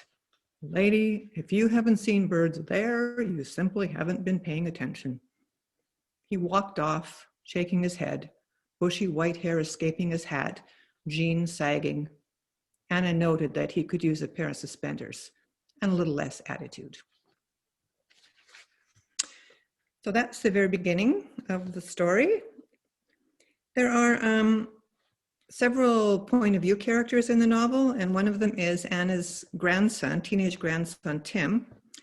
And at one point he goes to Italy, and in this scene, which is in chapter 15, and it's in his voice, he's at the, I don't know if I can say this anyway, the Academia Art Gallery, where the David is. So they're on a spring break tour, a school trip. Tim stood in front of the David and stared. Solid marble, 5.17 meters high, He remembered the height from the story he'd done for creative writing. The assignment had been to write an essay titled "The Worst Decision I Ever Made" from the point of view of a historical figure. Mr. Gibbon had arbitrarily handed out the characters. Tim got King David. That's why he knew the statue represented David just seconds after he decided to fight Goliath, a seriously pagan dude. David was looking at Goliath, not far away, probably thinking he should reconsider. Tim could see the muscles in his neck bulge and the worry lines in his forehead. The statue had an unusually big head and hands and small genitals, and the wang had a foreskin, uncircumcised, which most guys were back then. Tim was checking out that area, wondering how Michelangelo managed to sculpt that curly pubic hair out of marble when he felt someone sidle up beside him. "What you looking at?" He recognized the voice, Alyssa. In that tiny moment before he turned his head to see her, he felt his knees go weak, like in books, but for real, as if all the blood was rushing to his head. No, to his heart, abandoning his legs where he needed it to remain standing. But he managed to remain vertical and to squeak out, "Oh, hi there. They say the genitals are all out of proportion, on the small side." She spoke without a modicum of embarrassment. "Holy fuck, is she serious?" They say that, yeah. He looked at her then, looked in those sparkly brown eyes with long, thick lashes. It looked like she was wearing mascara, like his mom did. She had on a yellow t-shirt, sleeveless, and black tights. Black pants, tight. She changed the subject, hallelujah. "I hear you hooked up with that Italian girl yesterday from that Save the Birds group." "Oh, well, I talked to her." "But you didn't go to her meeting. I saw you at the show last night." "Oh, well, he hadn't gone, of course. He couldn't just leave the group, especially when they had prepaid tickets to Teatro del Sale. But he had emailed Carlotta to say he couldn't make it and to wish her good luck catching poachers." Alyssa was looking at him, full-on eye contact, and he was working as hard as humanly possible not to look away or down or into the distance. That he was having a conversation with her, any conversation, was the most amazing thing that had happened to him ever, in spite of the fact that he was a little confused by her questions. How did she even know about Carlotta and the meeting? Well, the guys knew, yeah, for sure. They'd been watching him like hawks and had bugged him ever since. Maybe she overheard. "So anyway, Tim, I want to ask you a favor." "Okay." She'd failed math, had to redo it next semester. Her dad had said she had to get a tutor starting in September at least once a week. She needed a B+. "I heard you're smoking good at math." "Math? Yeah, I guess so." "I guess so. Well, did you pass Math 10? "Yeah." "What'd you get?" "You mean on the final?" "Sure, on the final. 96, I think." That's not bad." He shrugged. She smiled. Tim wasn't sure if she was smiling at him, as in laughing at him, or if the smile was genuine. He could barely breathe, let alone make such fine distinctions. "My father has high hopes for me." She rolled those big, beautiful eyes. "Oh, well, yeah." "So are you interested?" She said it as if it was nothing, as if she was asking him if he'd like a piece of juicy fruit. "He'll pay $15 an hour." She didn't need to convince him, of course. He'd be willing to pay her $15 an hour for the privilege of sitting next to her on a regular basis. Kick-starting his breathing apparatus, he managed a few words. "Yeah, sure, love to." "Love to." The next morning, the train for Rome passed by villages with names like Castiglione del Lago and Tarantola and Arezzo. And as if the childlike empress from the never-ending story had intervened on Tim's behalf, Alyssa was sitting next to him. She was talking about her father, about how he was never satisfied with anything she did. If she got a B on the test, he wanted her to get an A. When she made a killer chocolate cake for her brother's 16th birthday, one everyone raved about, her dad said he'd have preferred Black Forest. Tim's heart was aching, but he had no idea what to say. He looked at her and shook his head as if the whole thing was friggin' unbelievable. That's when she reached over and took his hand. Man, oh man. At first, Tim worried that after they got back from Europe, Alyssa would dump him, like he was some kind of vacation fling guy, nothing more. But that didn't happen. She actually invited him to a party. Tim hadn't been to many parties, and none like this, with the cool kids. For the first hour, people wandered in, singly and in pairs, popped open beers and ate chips and hung around the kitchen, talking, telling stories, laughing loudly above the music. Every time someone new walked in, Alyssa introduced him. "This is Tim, my brainy boyfriend who saved my sorry ass." Tim would have preferred handsome or hunky to brainy, but he didn't match either of those adjectives, so just boyfriend unadorned would have been fine too. By 10 o'clock, the music had slowed, the lights had dimmed, the smell of weed had infused the house. Little pills of various colors were being passed out by generous strangers, and the dancing was taking on a whole new flavor. Tim said, "Want to go for a walk?" They walked slowly, hand in hand, the 5 blocks to the waterfront. Alyssa talked about her dad again. He made Tim's dad sound like a saint. When they got to the shore, the tide was out and the moon lit up the wet sand and tide pools and stretches of sandstone. "Let's go in." Alyssa tossed her shoes by a big rock, pulled off her top, stepped out of her skirt, and was in the water before Tim could say a word. When she was 10 feet out, she turned around, saw him standing there, and shouted, "Come on!" He unlaced his runners, tossed them beside hers, took off his socks and jeans and shirt, and caught up with her. One thing he knew about Alyssa, she was not interested in wimps.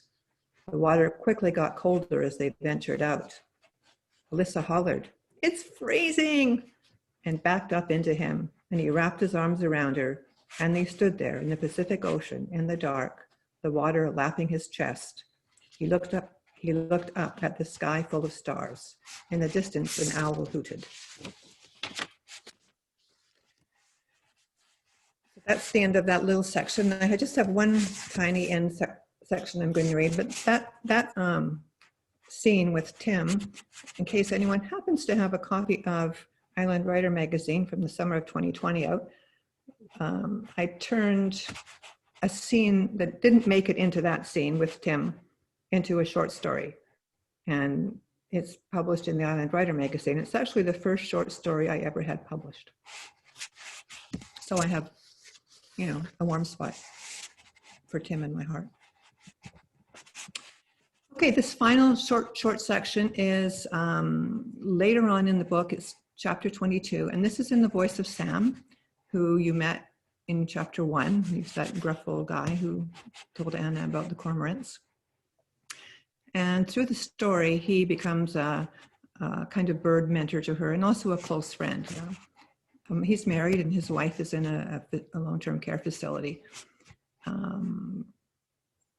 Anyway, that's what I'm going to tell you. Okay, here we go. Sam had been sitting at the kitchen table, staring out the window for 32 minutes. The newspaper was still open to page 5.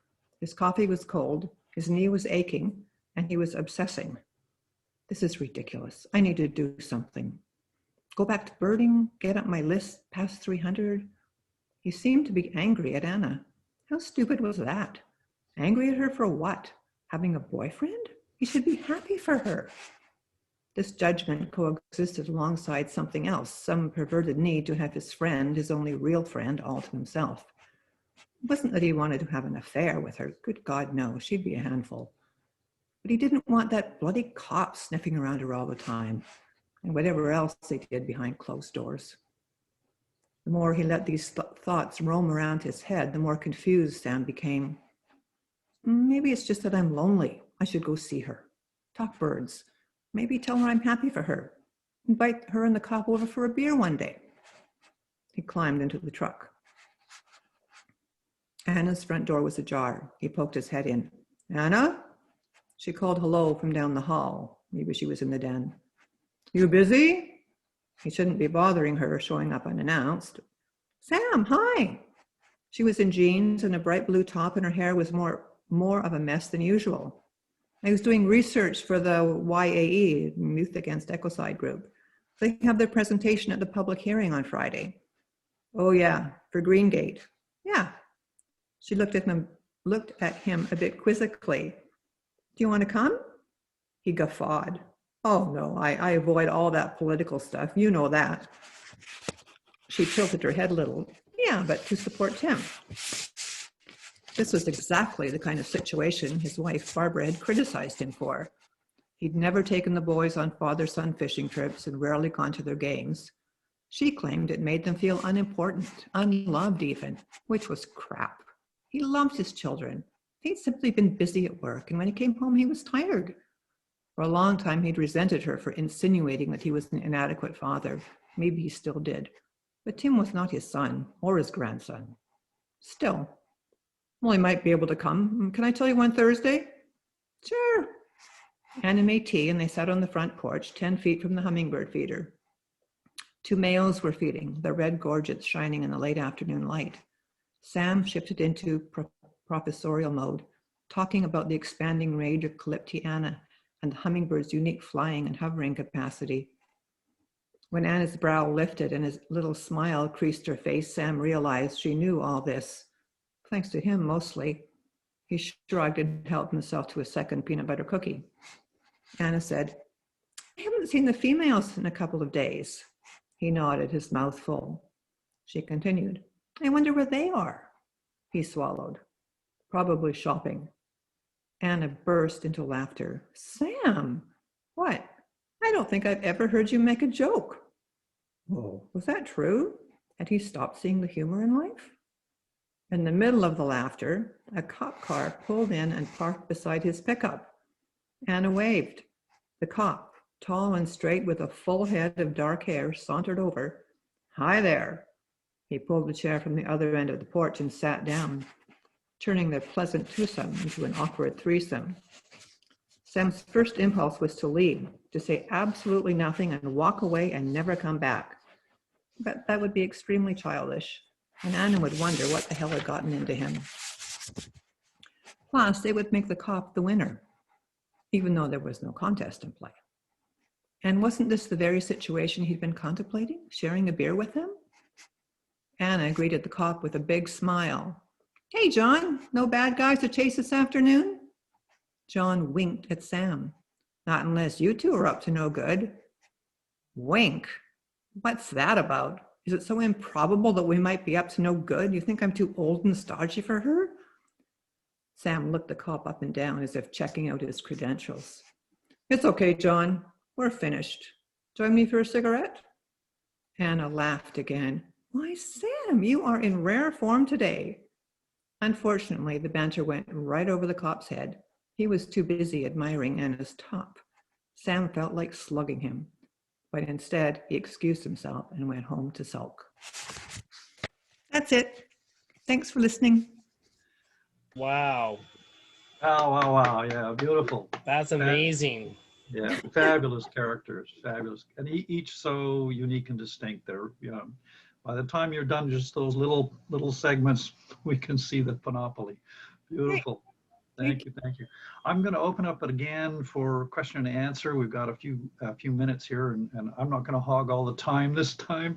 If there's anybody who has a question they'd like to ask Sharon, just unmute yourself and go ahead. Okay, I'll start actually. How did you come up with the character names? Like, how did you come up with some of those names? Like, are they actual people or friends, or just how did you come up with that? I don't remember. It was a long time ago. I started writing it in, you know, it was at least 10 years ago now, maybe 11. They're not people I know, although I do have names of minor characters in the novel, and friends often comment on that oh, you know, anyway, I won't say their names, but that was just for fun. I don't know, Carl. They arrived. There you go. Thank you. They arrived and leapt into life through your words. Yeah. Absolutely. Yeah. So I got a question. Sharon, are you a plotter or a pantser? Nowadays, I'm much more of a plotter. For this book, I was a pantser, and I honestly, Jackie, I had no idea what I was doing. I had been a nonfiction writer, a columnist, articles, you know, blah, blah, blah, blah for years. And then I decided I was going to write this novel, and I didn't know what I was doing. I had no idea about how to write fiction. I thought because I read fiction ravenously, I thought I would be able to write it. But you know, it's a whole different story, right? So I just wrote. I stayed in my pants. And then the reason it took me so long was because I would write one draft and then take it to, you know, hire a manuscript reader, what are they called? You know, an editor, a substantive editor. And, you know, she read it and said, yeah, no, you got to do this and that and da-da-da-da, and, you know, really start over. And I started over on another draft. And I think there were like at least 5 or 6 drafts, you know, one a year, until eventually I hired a fiction mentor. And she helped a lot. And so I basically learned how to write fiction by just doing it and failing and failing and failing and failing and screwing up and, you know, coming back and starting over. And then eventually I figured it out. It's like, oh, I wish I had known this before I started. But, you know, I know it now. So I've gone from being a pantser to a plotter, I think. Although I like to leave lots of room, even though I like to know the beginning and the characters in the end. I'm writing short stories mostly now. And I like to know, you know, what's going to happen generally, but I like to leave room for things to bubble up from my unconscious, because a lot of the good stuff is what comes from the unconscious, right? And that's where, you know, I get surprised, like, oh, I'm so glad that character said that, because I had no idea what was going to happen next. So yay, right? So. Janet's good. Janet, go ahead, Janet. Sharon, thank you for reading. You're welcome. I've gotten to know you more, but not your reading. So that. Oh, you're muted, Janet. That's the new word, the new words this year, right? Unmute yourself. Yeah, that's right. What did I say? It's been great getting to know you, Sharon. This is the first time I've heard you read. Thank you very much. After 5 versions, and you hired a fiction editor that really did help you, did you think that maybe you shouldn't have taken the advice of some of the others, or did writing 5 versions help you in the end?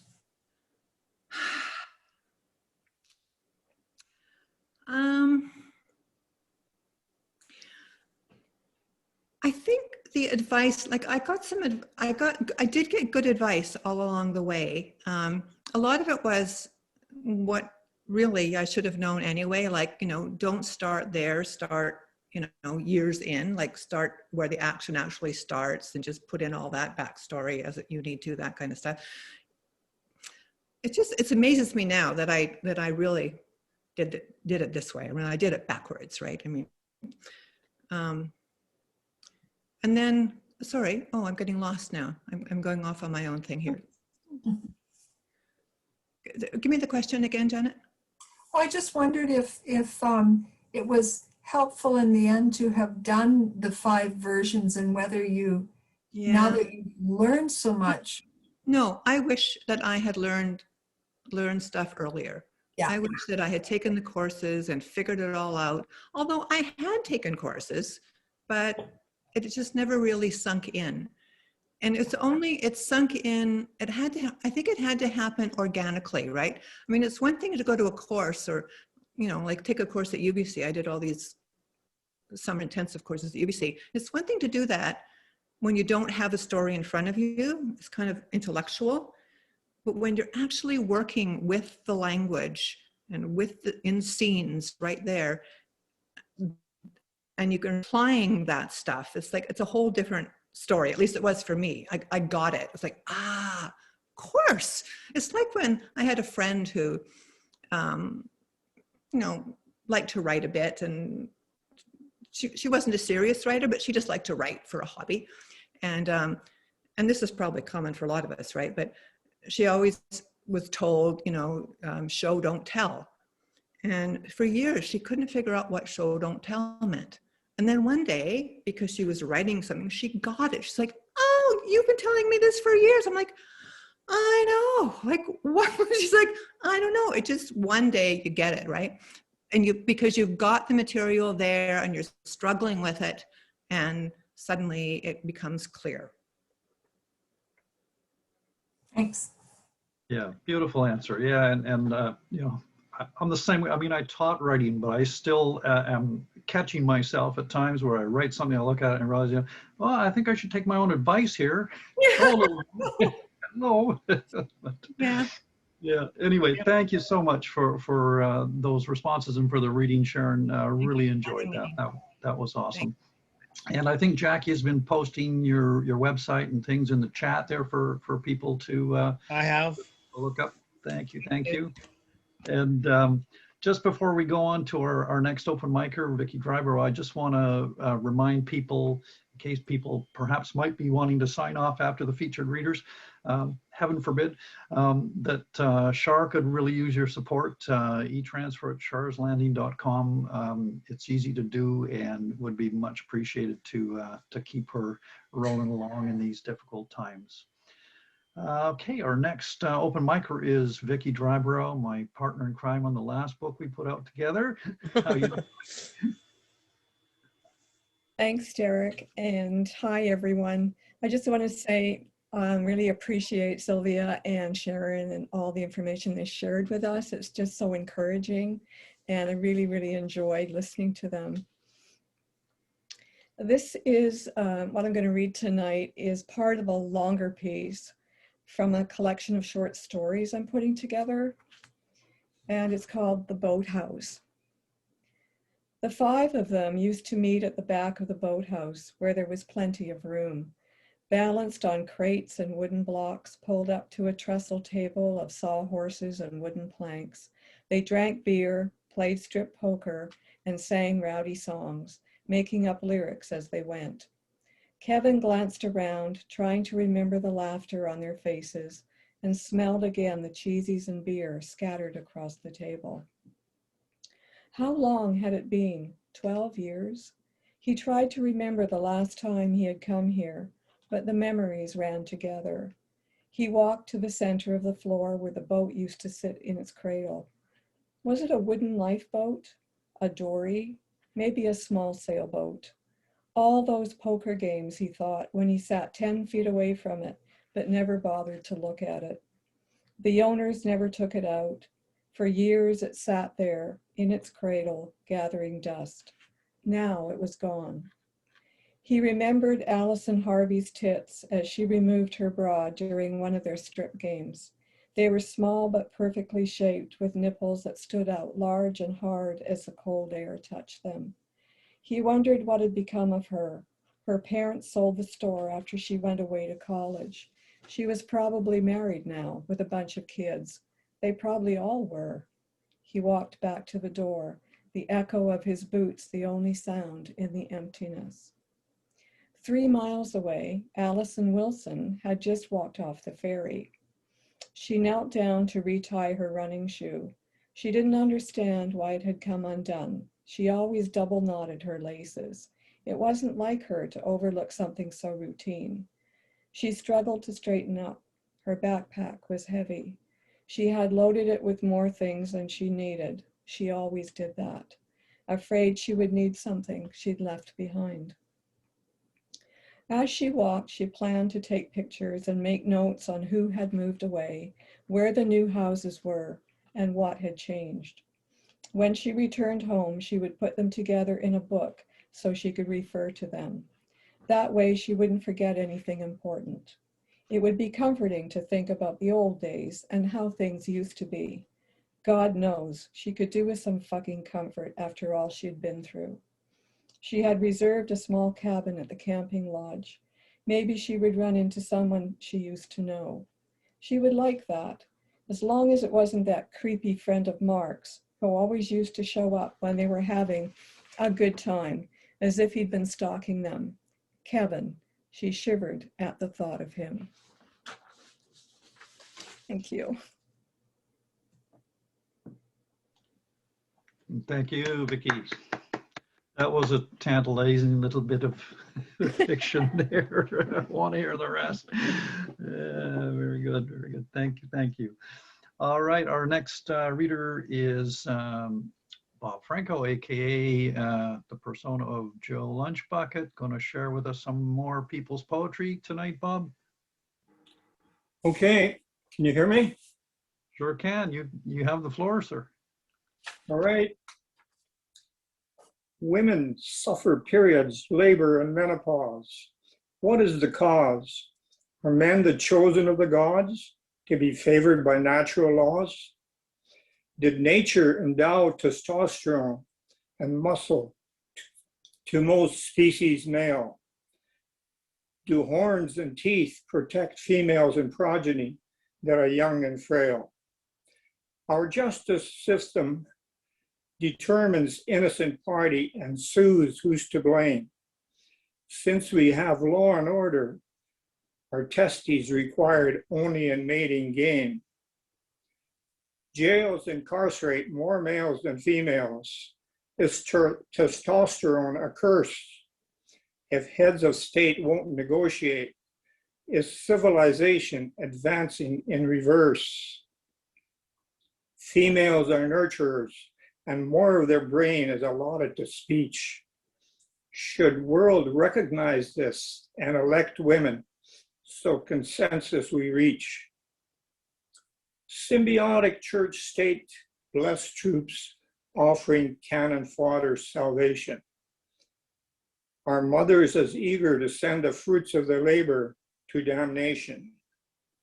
Would women avert war using UN Supreme Court arbitration? Is settling lawsuits less costly than decimating population? Can female empathy reduce US war industry and bring solidarity? Should eliminating homelessness disparity be society priority? Or do the 1% own media and won't share prosperity? Okay, there's another one here yet if I have time. How do we preserve freedom of press and suppress disinformation lies? Our politicians, our political speeches, media, and holy books, gospel that logic defies? Do we swallow disinformation theories without any verifiable proof? Are we like male emperor and have fallen for the intelligent test spoof? Are we, if we revise laws and declare penalty for stating things that aren't true, will this apply to all religions, or are they grandfathered and it's taboo? Our theorists are prophets and have God's word that no one else hears. Is what plays out on today's news a conspiracy, playing on our fears? Is it buyer beware and blindly following leaders and preachers we rue? Do we sit in comfort pew? Can we sway nations to our point of view? If we break up media monopoly, can democracy work for you and me so that we level the playing field and majority rule will be reality? Can enlightened 21st century technology eradicate third world poverty? Or will the poor and addicts always be with us? Is it a genetic decree? It's a quandary. Will we create a socialist paradise or a plutocracy? How do we persuade the wealthy to share the country's prosperity? Is Big Brother watching, and will the 1% never surrender authority? Can it be imagined fantasy? Do only pessimists a bleak future see? Okay, I got one more here, maybe about a minute or two. I spurned faith and only accepted reason and science evidence. Assuming Satan was imaginary God's fall guy made sense. Will any lawyers in hell offer to present my case on Judgment Day? I never met a dog that I didn't like.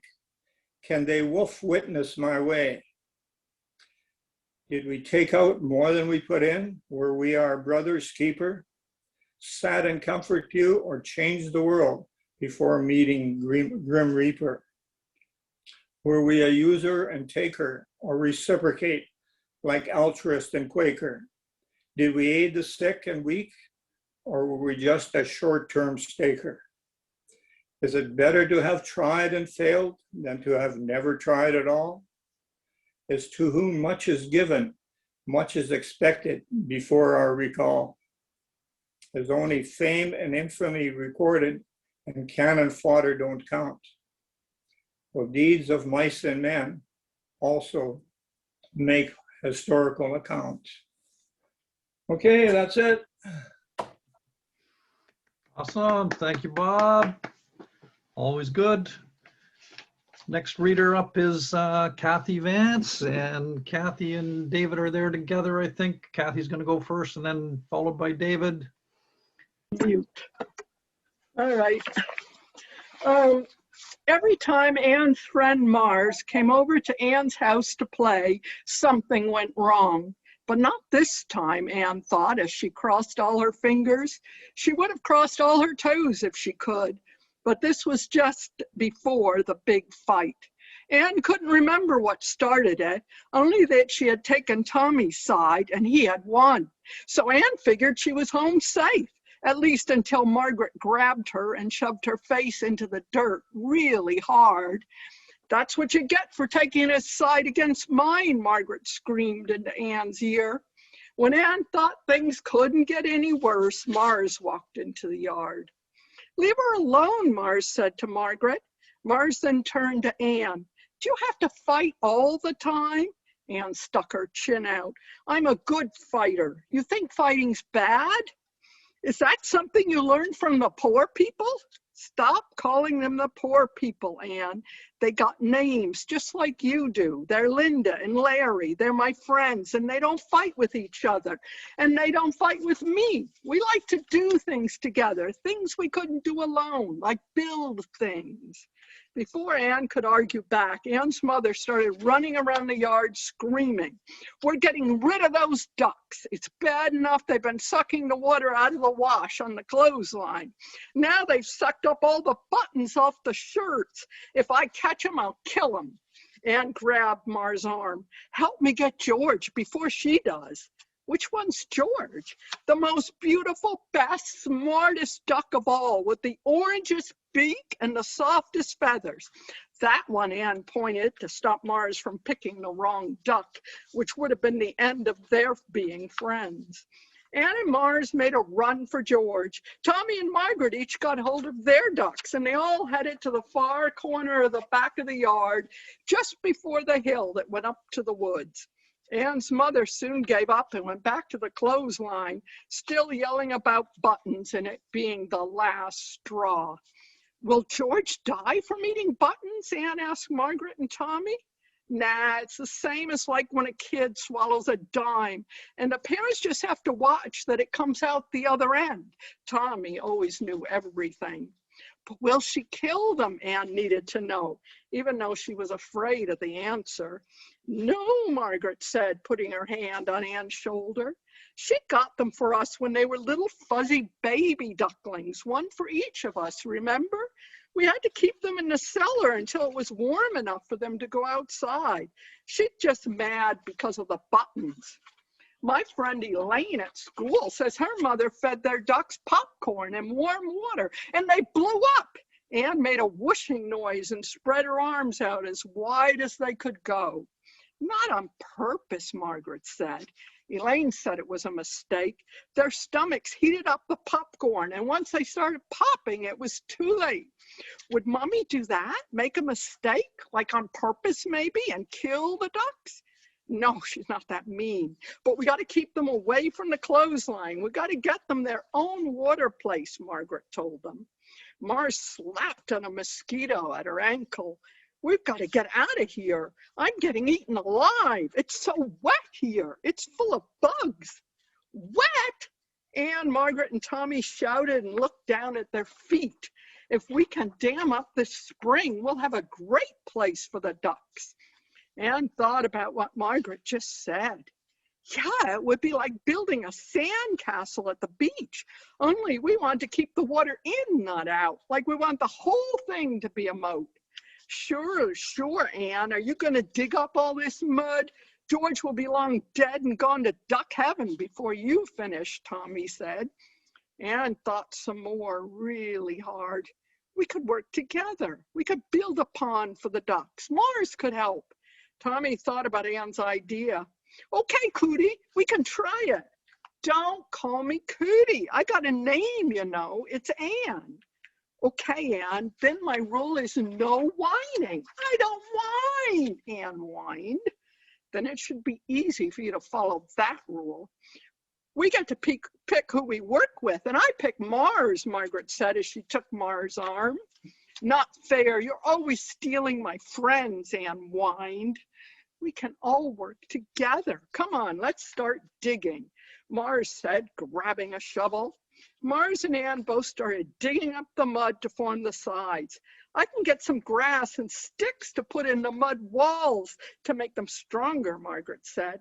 I'm getting some rocks to keep the water in. Tommy started getting the biggest ones he could find. They worked all afternoon until it was finally time to round up all the ducks and put them into the new pond. Tommy threw his duck in where the water was deepest. There was a lot of quacking, and the ducks started digging up everything with their sharp beaks and smashing everything in with their gigantic webbed feet, and Anne couldn't believe the mess the ducks were making.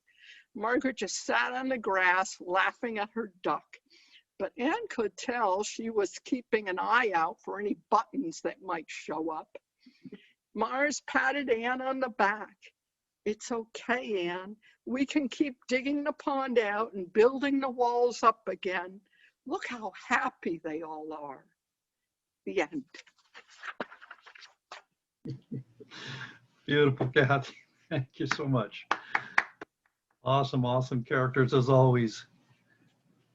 And David is going to read us next. David Kipling, welcome. Hi, thank you. Over the years, I've been very lucky with friends and acquaintances. This memory goes back about 50 years. So the Tinkers, back then an honest name for traveling people, the Tinkers double parked their van and the father got out to wave Ivan over to the back doors. Saturday morning, it being summer, I come to spend it chatting to Ivan, relaxing in one of the chairs in front of Ivan and Rose antique shop. I picked an Edwardian wheelback chair that they labelled elm seat, beechwood spindles, unrestored, price on application. Roe and Ivan had christened their shop the Upright Cottage and had paid extra to have the gold leaf sign aged and distressed. You can't ask high prices if your shop looks new, Ivan explained, although he did not confine much despite being a friend. And he and Roe always declined to explain the name Upright Cottage. Ivan was a beefy chap with the fair skin and wary eyes of a fen tiger, a regional nickname in England for the taciturn people who live in those flat counties east of Cambridge. I loved the atmosphere that met me whenever I came to the Upright Cottage. Hide glue, wood shavings, beeswax leather, even the tang of caustic soda from the padlocked tank in the backyard, where a century of lacquer would vanish from a chair inside an hour. I had no special eye for antiques, but my friend Ivan was sharp as a ferret, if you could imagine a big friendly ferret. Roe provided the class. Lady Rosemary's title derived from her father, an earl, and when Rose spoke, she made the Queen sound rather common. They got on very well, Roe and Ivan. She'd met him accidentally in Cambridge, she a history scholar, and where he made a living repairing clocks.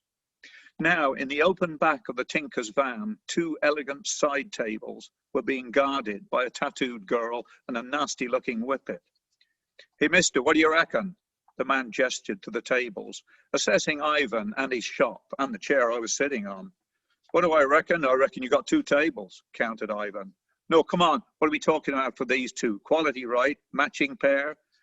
The man shuffled and kept a sharp eye on the road and the sidewalk. I don't want them. No good to me. You keep them. Ivan shook his head.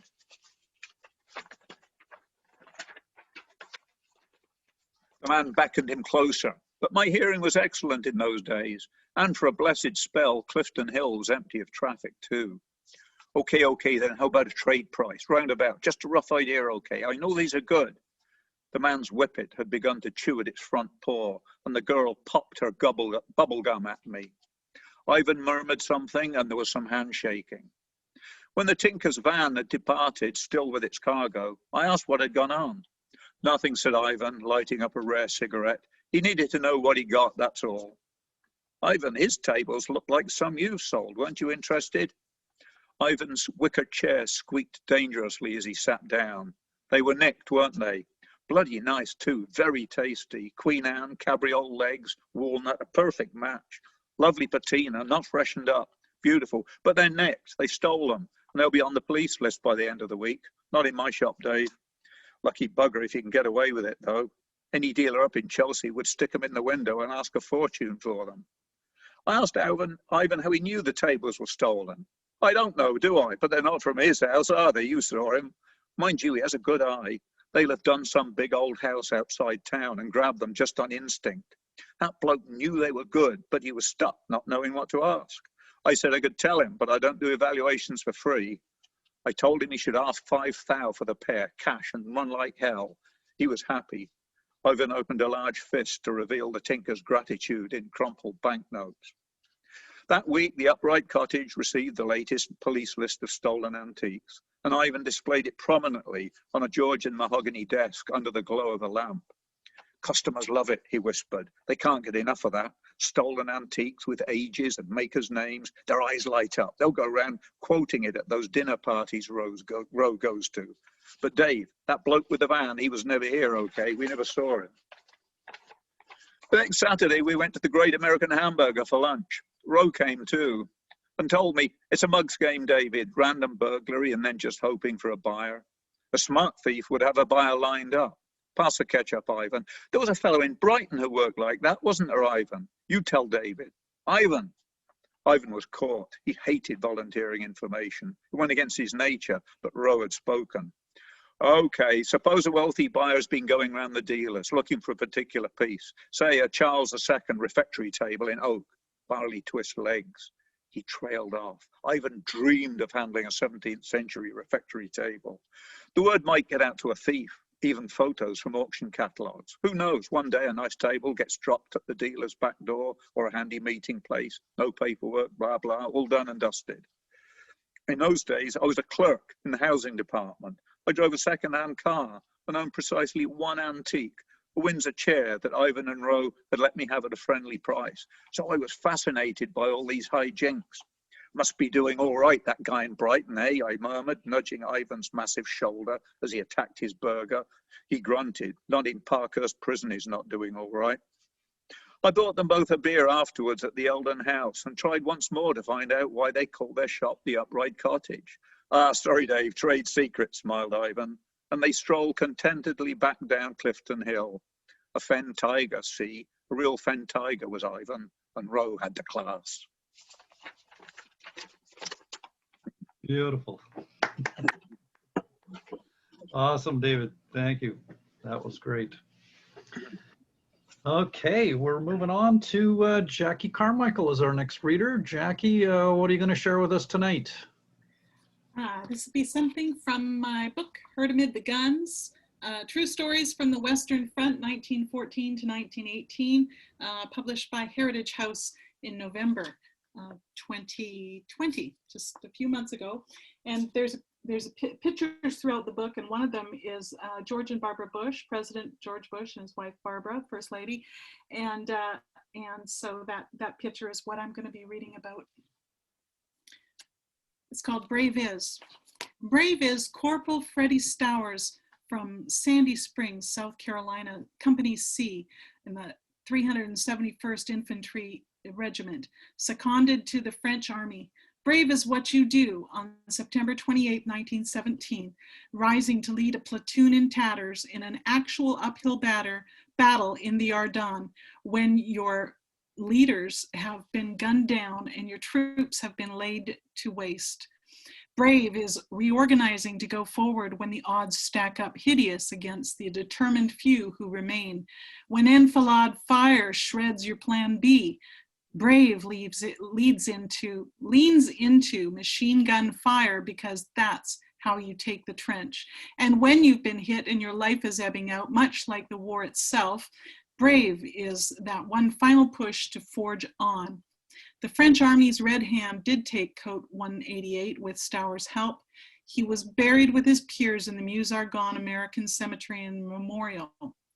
Stour's recommendation for the Congressional Medal of Honor was officially misplaced, remaining unprocessed until Congress asked the Department of Army to investigate. Finally, some 73 years after his death, Stour's surviving sisters, Georgina Palmer and Mary Bones, accepted the medal from President George H.W. Bush and Barbara Bush on April 24th, 1991. There is now Stour's Elementary in Fort Benning, Georgia, Corporal Freddie Stour's Single Soldier Billeting Complex in Fort Jackson, South Carolina, named in his honor. And then the final thing I want to read, this is because what Bob said about if the women were, making decisions, how things might go a little different, which I really appreciated. And this is regards Julia Grace Wales. Oh man, did I lose it here? Julia Grace, where are you, my darling? Next. And next. Sorry. Julia Grace Wales saw the problem of war this way. Once blood is shed, there's no going back. So the Canadian-born English literature professor at the University of Wisconsin came up with a Wisconsin plan. A die-hard pacifist, the Quebec native concluded the fix was continuous mediation by smart people from neutral countries who listened to delegates from belligerent countries in an effort to mediate an end to the barbarities of war. Keep listening. Keep talking until it's done. The great-granddaughter of the first paper mill owner in Canada, Wales, brought the plan to the table as part of Henry Ford's anti-war expedition to Europe. Her idea wasn't a bad strategy for life, or for war that matter, and US President Woodrow Wilson seemed to like Wales's scheme. But then there was the German U-boat sinking of the civilian luxury liners Lusitania and Landovery Castle, and then the secret but inflammatory Zimmerman telegram. American public opinion and congressional ire was roused. The US entered the Great War in 1917, shortly after the Ford expedition, and ultimately the infusion of America's 4 million strong manpower and firepower helped end the war within a year and a half. It came at a cost. The Americans lost 116,000 in that protracted war. Thank you.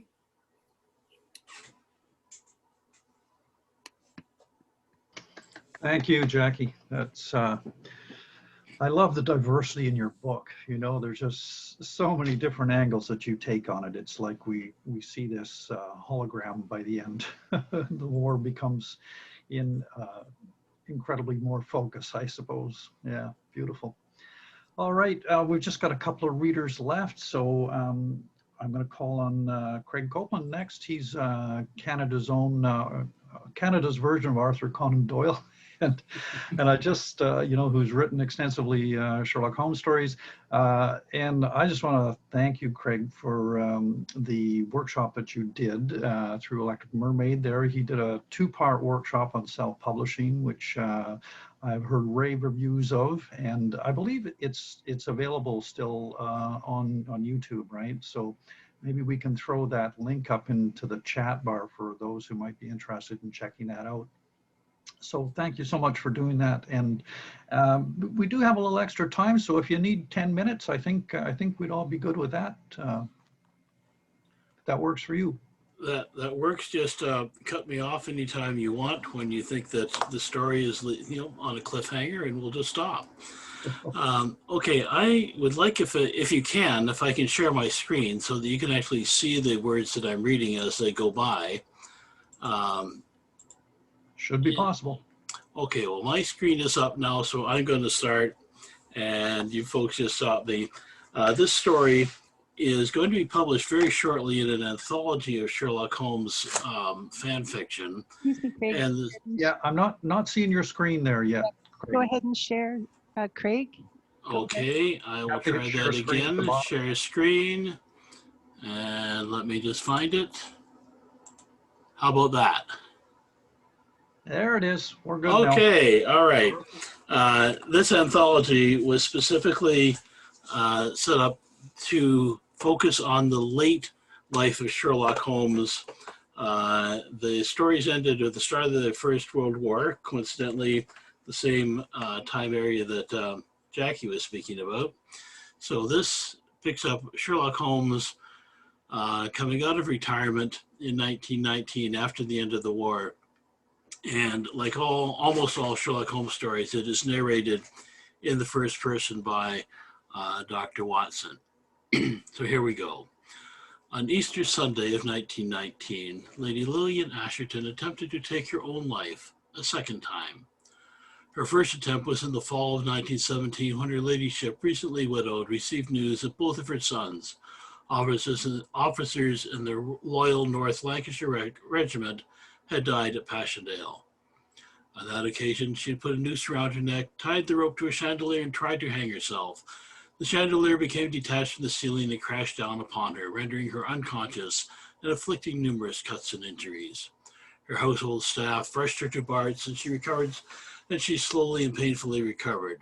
Along the way, she decided that the good Lord had intervened and that it was not yet her time to depart from this vale of tears. Her mills in Lancashire were critical to the war effort, and after the death of her husband, she'd been left to manage them, a task she undertook with locomotive energy. She would just have to carry on. For over a quarter of a century, I had been her personal physician. She first came to my office in her late teens when she completed her schooling. Although not of aristocratic lineage, she came out during the season and, by dint of her beauty and charm, was immediately the recipient of several marriage proposals. She chose the handsome and wealthy Enoch Asherton, Lord Cliffside of the ancient family seat of Prestwick. They divided their time between the estate and the surging metropolis of London. I had assisted in the birth of her two sons, Edward and Roland, and had attended to their few medical needs as they progressed through Eton. By the time they moved on to Oxford, I had retired from my medical practice, but like so many Bart's old boys, I'd been called back into service once the war broke out. Our young doctors had been sent off to the front to attend to the needs of our soldiers, much as I had done nearly 40 years earlier in the Second Afghan War. I stayed on at Bart's after the armistice. Britain was short of everything, including doctors.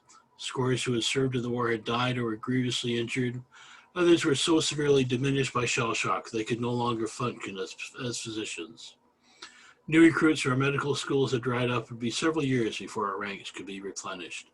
Upon hearing that her ladyship had been admitted to hospital, I informed the administration that, as her former physician, I would accept responsibility for her care. I hurried up to the room in which she had been placed, only to find her unconscious from heavy sedation. The note on her chart was brief and read, "Patient ingested mixture of strychnine and gin. Stomach rejected and wrenched. Butler and maid forced additional vomiting. Full recovery expected. Placed on suicide watch." I asked the duty nurses to have me alerted when she became conscious and coherent. They did so. At 7 o'clock in the morning of 22 April, I entered her room and approached her bed. "Good morning, your ladyship," I said. "Such a pleasant surprise to find an old friend on a sunny morning." She turned and looked at me. In her youth, she had been a vision of feminine loveliness. As a mature woman, she was described in the society pages as elegant and stately. On that morning, she was wan and weary. Her eyes were bloodshot, and her hair, previously coiffed and raven black, was now disheveled and streaked with gray. "Well, it isn't my dear old doctor," she said. Then, giving me a look up and down, added, "My old doctor." Well, I suppose I have to submit to anyone here. It's best an old fogey who has poked and prodded every corner of my body already. How are you, Doctor? Well, I'm just fine, thank you, considering the ravages of age. More important is, how are you, your ladyship? Oh, don't call me that. All that was part of life before the war. Now this whole world has vanished. It's gone. My husband, my 2 boys, everything. I'm rich. What good is that? I've lost everything I held dear. These days, I may as well be just plain old Lily. So here we are, old Lily and even older John. If you want to be useful, you can inject me with cyanide. That, my dear, is not going to happen. You pulled through after you lost Lord Cliffside and Eddie and Rolly. You can keep going. We have to. The war's over. No more trying to do yourself in. That just won't do. The country still needs you. No, John, my country does not need me. My country does not want me. My country is intent on hanging me. For a moment, I was speechless. What do you mean, hang you? I have been accused of having committed treason during the war. There's a boatload of evidence against me. My barrister looked at everything and told me I had no choice but to throw myself on the mercy of the court, plead madness brought on by the death of my sons. Then maybe I could escape the gallows and spend the rest of my life in prison. That's what my country wants to do with me, John. So if you want to be useful, help them out. Go fetch the cyanide. But that's impossible. You could no more commit treason than fly. You're innocent. I'm certain you are. What in the world happened? Well, of course I'm innocent. I've been diabolically set up. But what does it matter now? I can afford a dozen lawyers, but the evidence against me is insurmountable. If you just give me an injection of cyanide, I promise I won't vomit all over the bed sheets. That's what you can do for me. I took her hand in both of mine. I have a better idea. Well, not likely, but what is it? I know someone. As soon as I had a break in my shift, I went to the administration office and begged the use of their phone. I called Sherlock Holmes. After his sojourn in America and his success in smashing the Von Gork ring of spies, Holmes had been conscripted, Mycroft has something to do with it, to serve the British government as needed for the duration of the war. I ran into him from time to time in response to my asking what he was up to. He answered vaguely that he was doing a spot of work for Section 5 of the Directorate of Military Intelligence, or for another unnamed section, or for Scotland Yard, or for the Directorate of Intelligence, or for any combination of them. It was all hush-hush, and he gave no details. The armistice was signed at 11 o'clock on the 11th of November, 1918, and 10 minutes after 11, Holmes had departed Whitehall, made his way to Victoria, and from there to his property near Pulborough, where his long-neglected beehives had been sitting feral for 4 years. I'd neither seen nor talked to him since the end of the war, as he made it clear to me that he was intent on spending the remainder of his days caring for his bees and not caring whatsoever about the sordid activities of the criminal classes of London. It was my good fortune that when I called him, he happened to be in his cottage and answered the phone.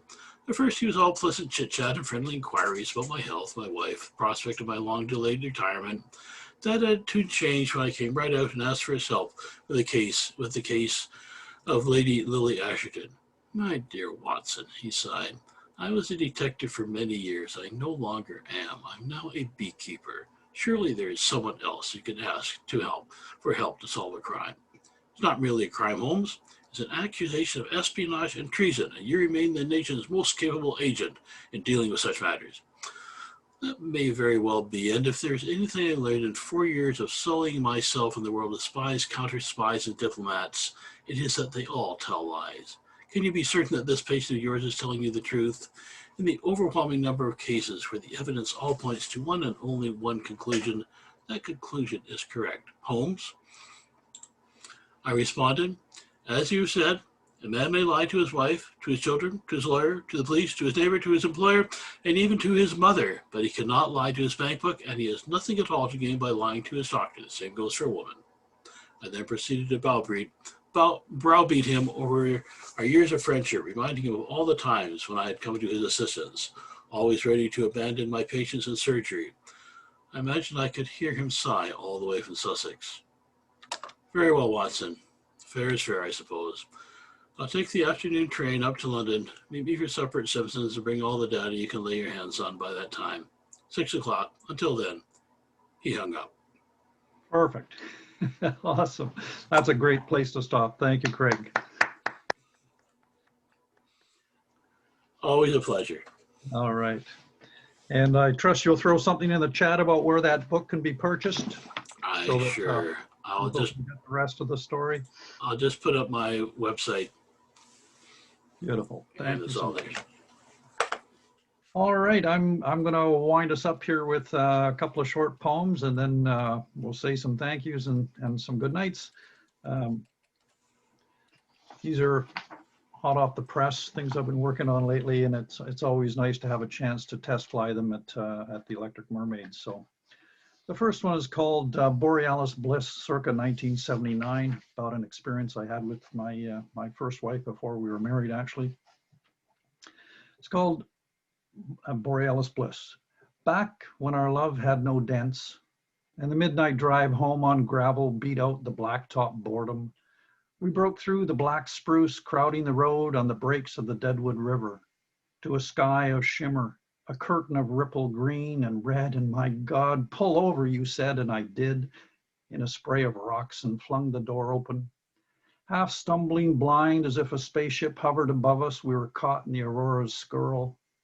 As though it had a knowing of its own and saw the two ant earthlings holding each other's heart and hand and shared gasps, the light bore down on us. With a hum and a buzz, it all but beamed us up like the God we had never prayed aloud to. This was it, the love we had waited our lives for, blazing the northern Alberta sky, and our children were born in those moments. And the whole ball of college and careers, and even the inevitable dings and wrinkles, and the tidal bore that bent us apart. And what comes after could be no more perfect. Cut loose and undulating on a backdrop of stars, we'll rise and merge into that breathless and grateful for every accident that made and broke us, for every glimpse of the love that drove us here and dropped us off.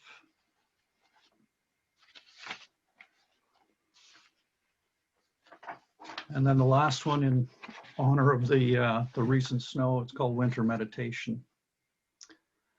I find this morning's meditation in the scrape and schlup of my shovel scooping 4 inches of wet snow, and the rumble and snarl of every four-wheel drive in Port Alberni gum-booting by, the drivers lead-footed for the glory of a slippery corner taken in a skid, the sure-footed bite of oversized tires chewing their way up a hill. They have become one with the tranny, with a smooth downshift into bull low and the surge of power that triumphs over the treachery of ice and snow. Returning to the rhythm of my shovel, I note my jealousy of their one-pointed focus. I can see it in their smooth-shaven faces, in their attention to the slightest lack of traction, each moment poised to punch the pedals or back off slowly, straighten a fishtail or a sideways slide with a calculated spin of the wheel. In these moments, they look accomplished as Zen masters snatching flies from the air to entertain their students. And I am back to beginner's mind, the weight of the shovel burdened with slush, the hush of unhurried snow still falling on the path I just scraped bare. So that's it for Electric Mermaid again for another month. Thank you so much to all the readers, especially to our featured readers, to Sylvia and Sharon and all the other open micers. And thank you to those of you who came and listened. We always welcome listeners and love to have you here. Thanks, of course, to our moderator, Karl, who kept us on track, to our artistic director, Jackie, who lined things up, to Micah for his moral support, and most of all, of course, to Charlene, who made this all happen behind the scenes on Zoom, messaging me in the chat box every now and then to make sure I had things lined up. Thank you, thank you. And a reminder that if anyone feels generous, e-transfer at charslanding.com will help keep Char on the good side of the creditors. So thank you all so much for coming. We'll see you hopefully again. Please come again the 3rd Friday of the month. Go to charslanding.com and you can sign up for open mics spots, and we'll stick around if anybody wants to have just a loose chat on the Zoom. Otherwise, we shall see you all hopefully next month. Take good care, everyone. Stay safe in the pandemic.